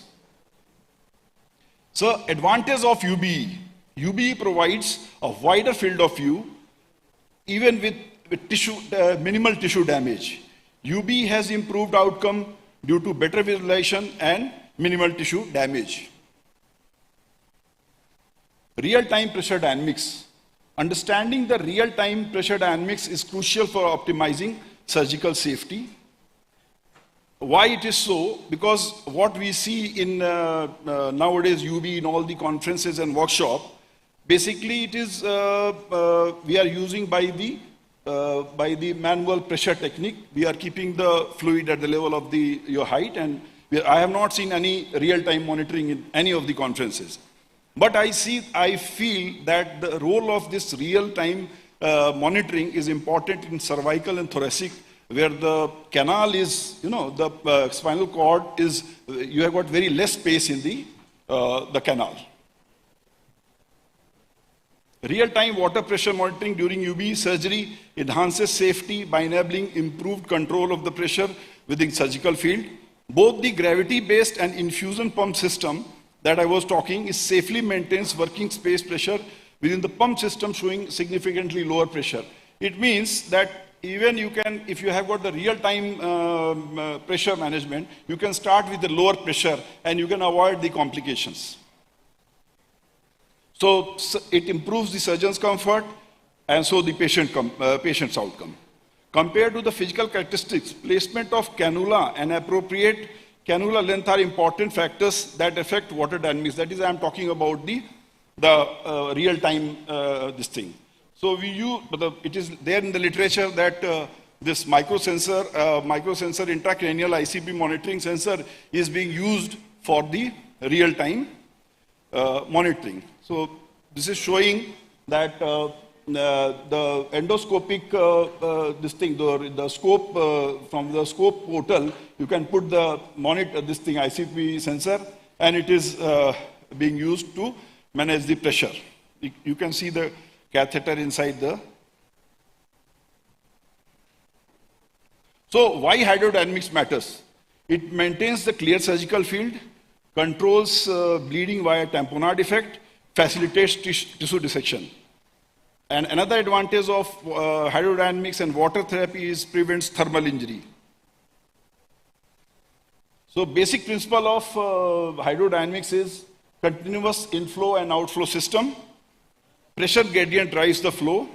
Balance between inflow and outflow is important. And it is influenced by height of the saline bag, or if you are using the pump pressure.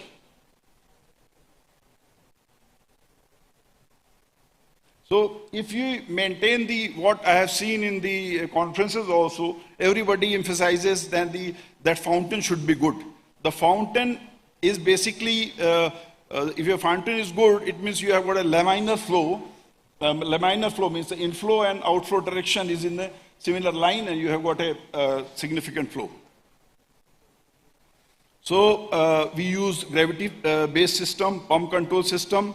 Pressure you can have from 25 to 50 mm, start with the lower pressure, and accordingly you go depending on your clarity. So the basic crux of the hydrodynamics is the balance between clarity and the pressure. You have to adjust clarity and pressure. So pressure is okay so that you can have a good clarity and you do the job. So everybody knows the viewing portal is the inflow dominant, working portal is the outflow dominant. Proper positioning of the prevents fluid stagnation, and we have got good flow. Hemostasis and fluid pressure. Increased pressure has got tamponade effect, reduces epidural bleeding, and the excess pressure causes increased epidural pressure, and at times in a very rare, this thing can cause neurological compromise also. Complication of poor fluid management, increased epidural pressure, dural compression, post-operative headache, and neck pain, and rarely you can get the visual disturbance. Fluid exacerbation is because of the high pressure or maybe because of the prolonged surgery, and it is effects is paraspinal swelling and airway compromise in rare circumstances. Strategies for safe fluid management: maintain low effective pressure, ensure adequate flow, avoid prolonged high pressure irrigation, monitor patient clinically. Monitor patient clinically means you have to take the feedback from anesthesia. That is very important. So keep on asking, telling what are the pressure, how is the BP and everything. So start with low pressure, titrate gradually, keep working portal unobstructed, frequent suction clearance, and watch for the tissue edema. Intraoperative monitoring, visual clarity of the field, bleeding control, soft tissue swelling, and what I was talking about, anesthesia feedback, airway pressure, and vitals. So if you compare the other endoscopy technique, the UBE versus uniportal, flow control is better in UBE. We have got a good space, larger working space, and irrigation dependency is definitely high in UBE and less moderate in case of uniportal endoscopy. Key learning: water flow velocity was negatively correlated with water pressure theoretically. It means that the pressure, if the flow is high, at times the water pressure is low. Water flow pressure was positively correlated with height and weight. It means if you've got a patient with a large height and weight, so you'll have more resistance and the flow will be, the pressure will be high. Water flow pressure during the operation should be focus of the attention, especially for overweight and or for excessively tall patient. The complication of high water flow pressure in UBE, I have already told that retinal hemorrhage, transient sensorium obstruction, water flow pressure. Water flow pressure was determined by friction resistance to the flow of water through the muscle tissue. As height and weight increases, there was a corresponding increase in the flow through the soft tissue, resulting in increased frictional resistance. A decrease in water velocity was observed upon an increased frictional resistance. Points to note: the degree of swelling of multifidus on the operated side was significantly positively correlated with the water flow pressure. The side of the multifidus will have edema. UBE surgery has a little effect on the two bilateral rectus spinae muscles and the unoperated side of the multifidus. The multifidus on the opposite side is most proximal anatomical location to the operated area. As water flow pressure increases, water flow into the multifidus leading to the muscle edema. Use of working sleeves during surgery. This is also very important. This Many UBE surgeons I have seen that they are working sleeve during surgery. Once the good flow is initiated, they don't use it. But it is, in order to obtain a good surgical field, it is reliable choice to use a working sleeve during surgery, or you are having difficulty, you can put a working sleeve and life will be comfortable. Low water flow pressure also results in some disadvantage. There is a negative correlation between water pressure and perioperative bleeding volume. When the pressure during UBE surgery, it has been frequently observed that unobstructed flow of water does not necessarily ensure a clear visual field. It is very important. When the water flow velocity increases, the water pressure decreases. So blood oozes from the capillary when the water flow pressure decreases below the intracapillary pressure. So at times RF is also not inefficient at that time. Under such circumstances, the modulation of water pressure takes care of the bleeding rather than doing anything else. So thermal management is equally critical when using radio frequency, energy for the tissue manipulation. So when the short intermittent RF bursts are better this thing. So hydrodynamics is the backbone of UBE. Proper fluid management improves safety, comfort of the surgeon, and the outcome, surgical outcome. Balance is the key. I was telling, balance is the key. That is the main thing. Clarity versus pressure. You have to see. Conclusion: real-time water pressure monitoring during UBE surgery enhances safety by enabling improved control of the pressure within the surgical field. Compared to the physical characteristics, placement of the cannula for the ICP for the intradural pressure monitoring, important factor, especially in cervical and dorsal spine surgery. Both the gravity-based infuser pump system safely maintains working space pressure, with the pump system showing significantly low pressure level. So you can start the surgery at the low pressure level if you have got the monitoring, but our gravity system is also doing good.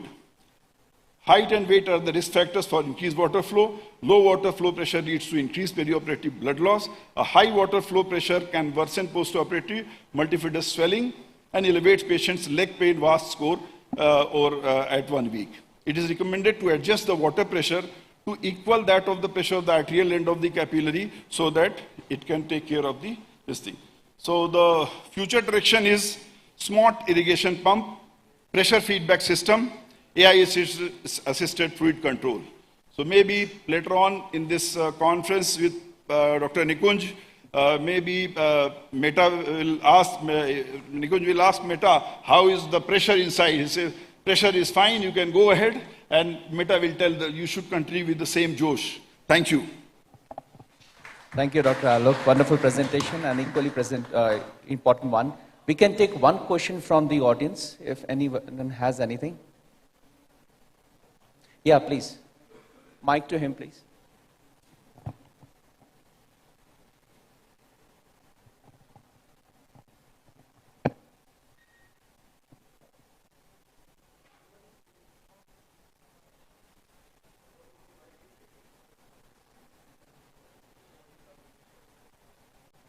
You can tell, you're audible. Mean arterial pressure. Mean arterial pressure. For the patient, the mean arterial pressure, what is the ideal pressure? And what is the irrigation pressure, ideal pressure for you? You are asking about the mean ideal pressure of the patient. Of the patient, yes. So mean arterial pressure, we maintain the same as we do in the rest of the surgery. Sir, what about the irrigation pressure, in which 40 or 35 or 50? Which average pressure you recommended for a patient? Can you little bit close to the... Which water pressure, saline pressure you recommended for a patient during surgery, the average pressure you recommended? What we are using is all based on gravity, that is there, but if you talk about the literature, it starts from 25 to 50 mm of Hg. So it is there. So you start with the low pressure if you have got the intraoperative, ICP, the pressure monitoring, and you try to do with the lesser pressure, and gradually you build up. That the literature says. Thank you. Sorry, sir. I want to ask you a few questions. In case of you found a dural tear, so how you will, reduce the pressure and at which level? if you found a dural tear while during surgery. Can you repeat? Dural tear. Yeah. Dural tear while surgery. His question was, if you find or if you see any dural tears, so what would be the ideal pressure in that circumstance? I don't remember the ideal pressure, but you have to reduce the pressure definitely so that it doesn't go and doesn't cause new serious complications. Okay. Another question, what should be the temperature of the water? Is there any specific temperature? What is the? Temperature of the fluid. Temperature of the fluid. Yeah. Normal temperature. Normal temperature. Thank you. Thank you, Oja sir, for emphasizing on basics of hydrodynamics in UBE. And next speaker would be Dr. Suyang Singh. He is going to talk about low pressure tube assisted UBE compensate fluid dynamics. We would request all the speakers to confine to the stipulated time.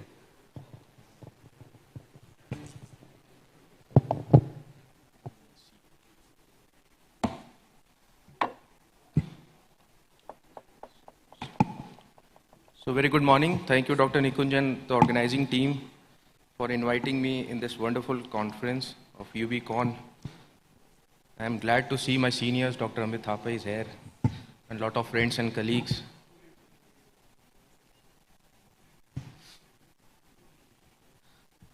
So I'll be starting with the conclusion of my previous speaker that definitely clarity and pressure both are important. And I'll try to answer all the questions asked by my colleagues that what should be the ideal pressure, what happens after dural tear. I have some videos. So all these surgeries and all the slides are actually made by my own experience and how I learned from my complications applying hydrodynamics. So to make everyone in the common page, so what is flowing fluid model in UB? So continuous fluid flow clears blood, debris, and bone fragments from the surgical fields. So my previous speakers have already highlighted. The standard pressure is 30 to 40. Someone asked this to balance visibility and safety, but sometimes we have to need higher pressure, that is 80 to 100 mm of Hg to control severe bleeding, but that can raise the risk of complication. So fluid movement through narrow working channels creates localized pressure drops. This is important. Many times we think that we are applying high pressure from the automated pressure pumps or gravity assisted pressure is high, but actually Venturi effect happens, and inside that narrow space, that space where we are working, the pressure actually drops. So that is the importance of measuring the pressure in the real time, which must be carefully regulated to avoid unintended tissue damage and fluid overload. So first is the flowing fluid model, and second was the thermodynamics. So the critical temperature threshold is 60 degrees, and what happens is this flowing fluid, actually a convection current is there, and the heat dissipation through that flowing fluid by the convection occurs, and this heat is dissipated. So that is why there is no ideal temperature. Fluid should be flowing. Outflow must not be blocked. So that will create a normal or a low temperature inside that working space. So if the fluid flow stalls, if anything blocks the outflow, the convective cooling term drops out. Without fluid flow to carry the thermal energy away, the local fluid temperature can jump. So how much it can jump is not important, but actually it jumps in less than 2 seconds. That is important.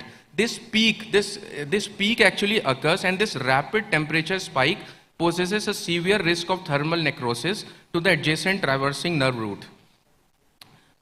So let us start with some of my experiences. So initially what I thought, when I started UB so a couple of months, 7-8 months before, I thought that whenever I will increase the pressure or whenever I will increase the velocity, I will get a clear field of vision. But later on, I found that there are debris, there are pieces or particles of ligament flavum. So these particles are actually blocking the field. And then when we start the drilling of bone, this bone actually has a density of 2000 kg per meter cube. So this bone actually what happens is it gets deposited because of gravity, it gets deposited in our field. So this is called a dragging effect, a dragging force. So we have to increase the velocity sometimes or increase the pressure to create an anti-drag force to uplift this deposited bone bone pieces or uplift this deposited ligament flavum pieces from the canal or the narrowed foramen spaces, sometimes in the contralateral side of thecal sac. And the most important thing is, whenever field of vision is blocked, instead of increasing the pressure, what you can do is just change the mode of your view. So many times I just change the mode to Clara mode from the chroma. So Clara, what it does, it adjusts the shadowing effect of our field. So we can get a more clear vision instead of just increasing the pressure or velocity. So this was a case of soft disc. So admitted with a history of cauda equina, and in this case, we just went out for UB and took out a large piece of disc, and patient improved drastically in terms of improvement in power also, and in terms of improvement in the bladder sensation.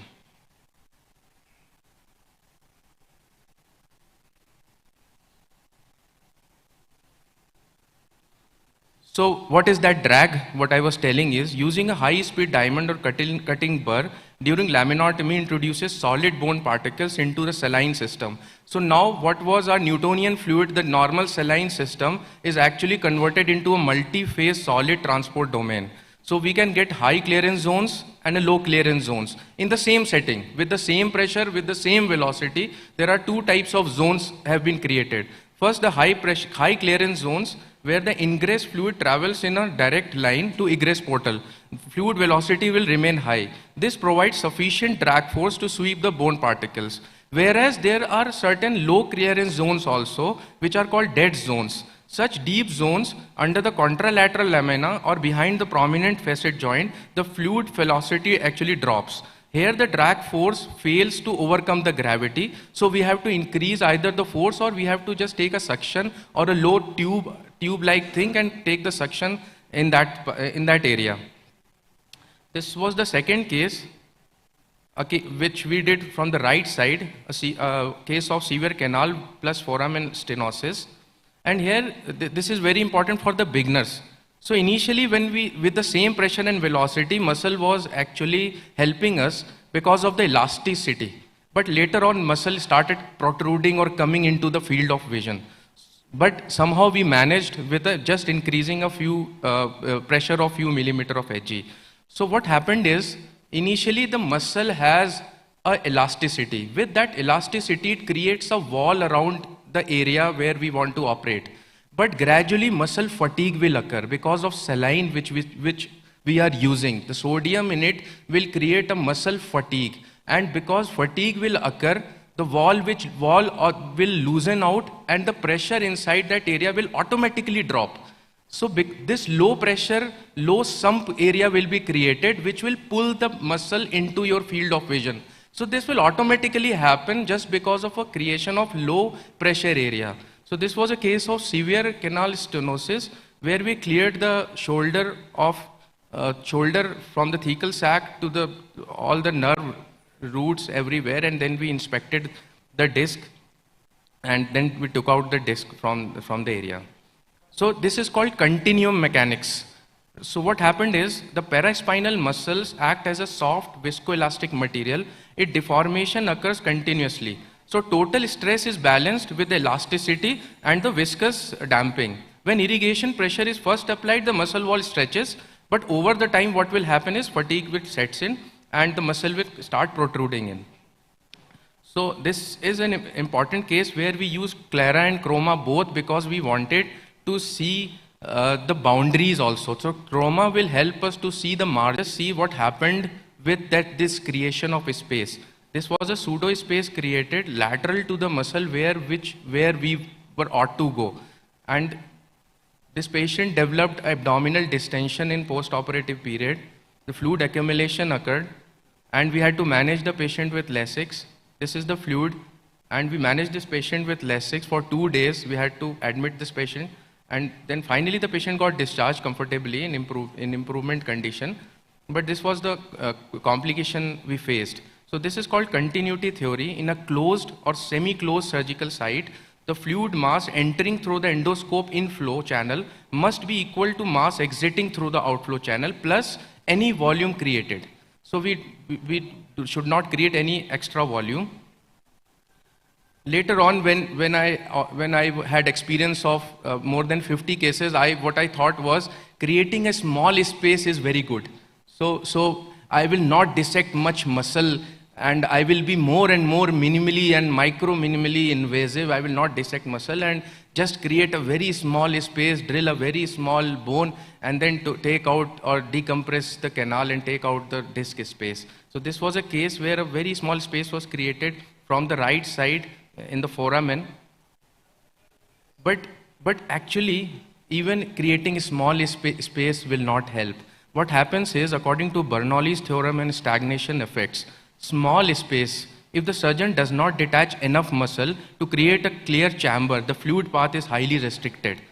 So what happens is this restricted fluid path will stop this egress of the fluid. And instead, when you dissect more and more muscle, burn out more muscle using volume, if a large cavity is carved, fluid velocity actually slows down drastically. So when fluid is coming from the channel of endoscope, it will expand suddenly. This expansion, what will this expansion of fluid create? According to Bernoulli's theorem, when velocity drops, kinetic energy gets converted into a static pressure. And this static pressure, what will it do? It will actually create a localized pressure spike of 23 to 31 mmHg, which correlates clinically with the post-operative muscle swelling and back pain. So patient will complain pain in the post-operative period with some swelling, which will go off eventually. And this was a case of dural tear, which I wanted to show. So my previous speaker told that this epidural pressure is important, and it can continue with the intradural pressure. So a lot of research work has been going on in the animal models, which has proved that epidural pressure actually does not correlate with the intradural pressure. Even in cases of dural tear, you can manage the patient just by lowering little bit of pressure till your outflow is patent. So till outflow is patent, you are well comfortable till nerve root is not coming out. But if outflow is not patent, even in the monoportal cases, if outflow is not blocked, dural tear will not hamper your case. So this was the case of severe canal stenosis. Actually, retrospectively, what I thought that we use this ronger in the upward direction, and maybe this upward direction, using this ronger in upward direction created a dural tear.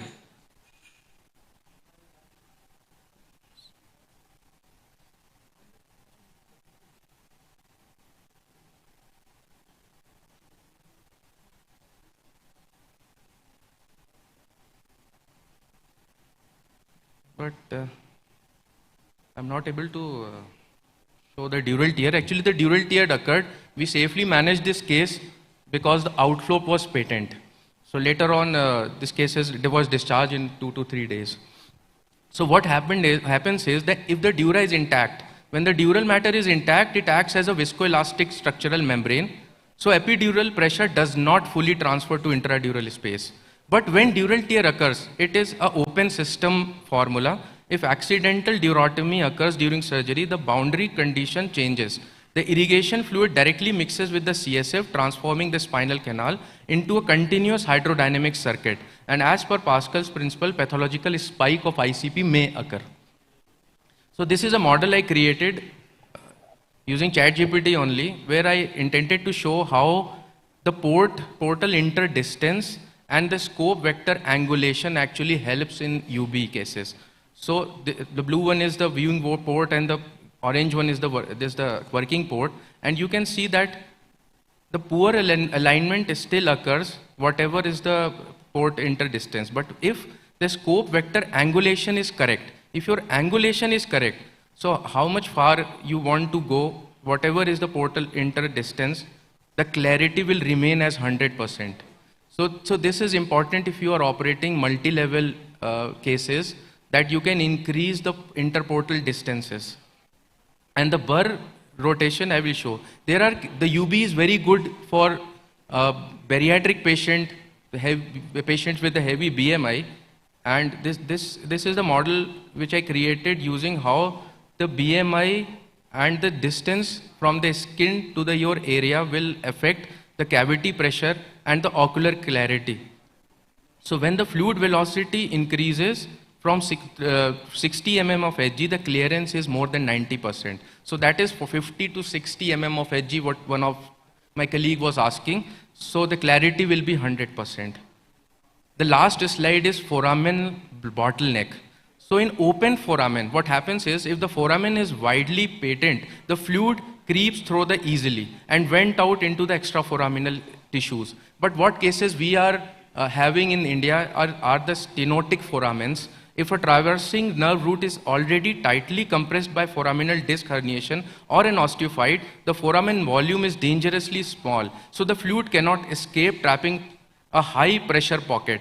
So I want to show it as this model. This is a thecal sac and you can see the exiting nerve root.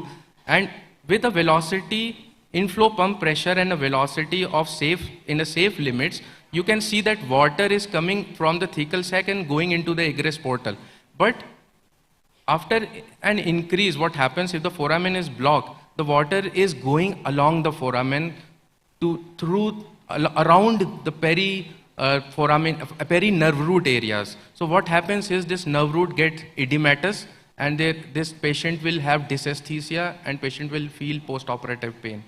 Then the muscle outflow resistance is also important. You can see as the muscle outflow resistance increases, the foraminal water flowing occurs even in the low pressure areas. So all these are models were created with the low RPM. Then I tried with a high RPM also. So let us see what happens when the RPM increases. So I found that when the RPM is increased, the bones with the high density are also going inside the foramen. So RPM is also important when we are considering in the cases of foraminal stenosis. So thank you very much. We are having a UBE conference and minimally invasive neurosurgery workshop on October, and we'd like to invite all of you in that conference. It's a cadaveric workshop along with 9 to 10 cases are planned. So thank you very much for patient hearing. Thank you, Suhansh, for your nuances and practical wisdom, and you have enlightened us what is there beyond the textbooks. Can we take one question, please?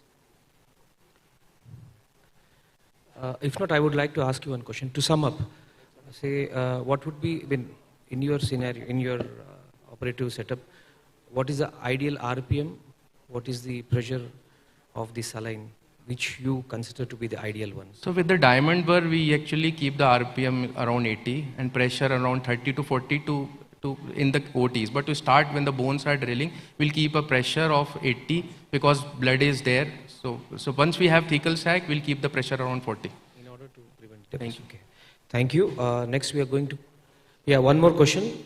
Ashutosh, Dr. Ashutosh. Yeah, boss, it's always a pleasure to hear your presentation, and I always find there is something that makes your brain thinks a lot. So my question is, what model did you use for that computational flow dynamics? It's free and freely available. It's CFD model. Okay, but to correlate the real pressure changes in patient. So how did you correlate it with the computational? In an Excel sheet, you have to enter all your pressures and outcomes in that model, and then model will predict something and work. So because this was the problem we were facing while making this CFD study, that you can measure the pressure, but how the fluid is going up, velocity, and the velocity, and what is the clarity? How do you grade the clarity? So did you do something like that? You can measure the velocity through that optics also. From your camera, you can ascertain that velocity. Somebody told me that you can use a GoPro. It has one feature. Yes, that camera will tell you that what is the average velocity. It's like a GPS system can tell you that with what velocity or what is speed a car is traveling. It's like that. So it's a very interesting study. Thank you. I would like to call the next speaker, Dr. Neeraj Sharma, and he's going to talk about the right versus left dilemma, optimizing surgical ergonomics for site-specific UBE.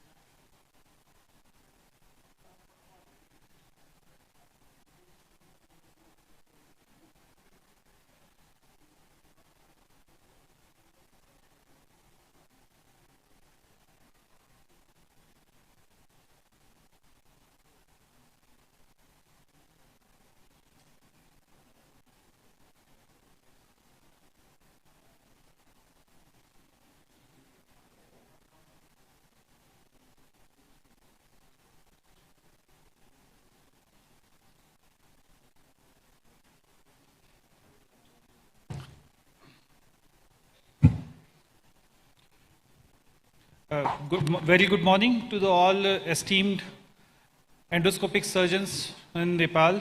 I'm highly privileged and I thank Dr. Nikunj Yogi sir for inviting me for the presentation here. My topic is especially for the beginners when we are starting our UB journey and how do we approach. So especially we'll be dealing in the next sessions that we have to choose the right first 10, 20, 30 cases.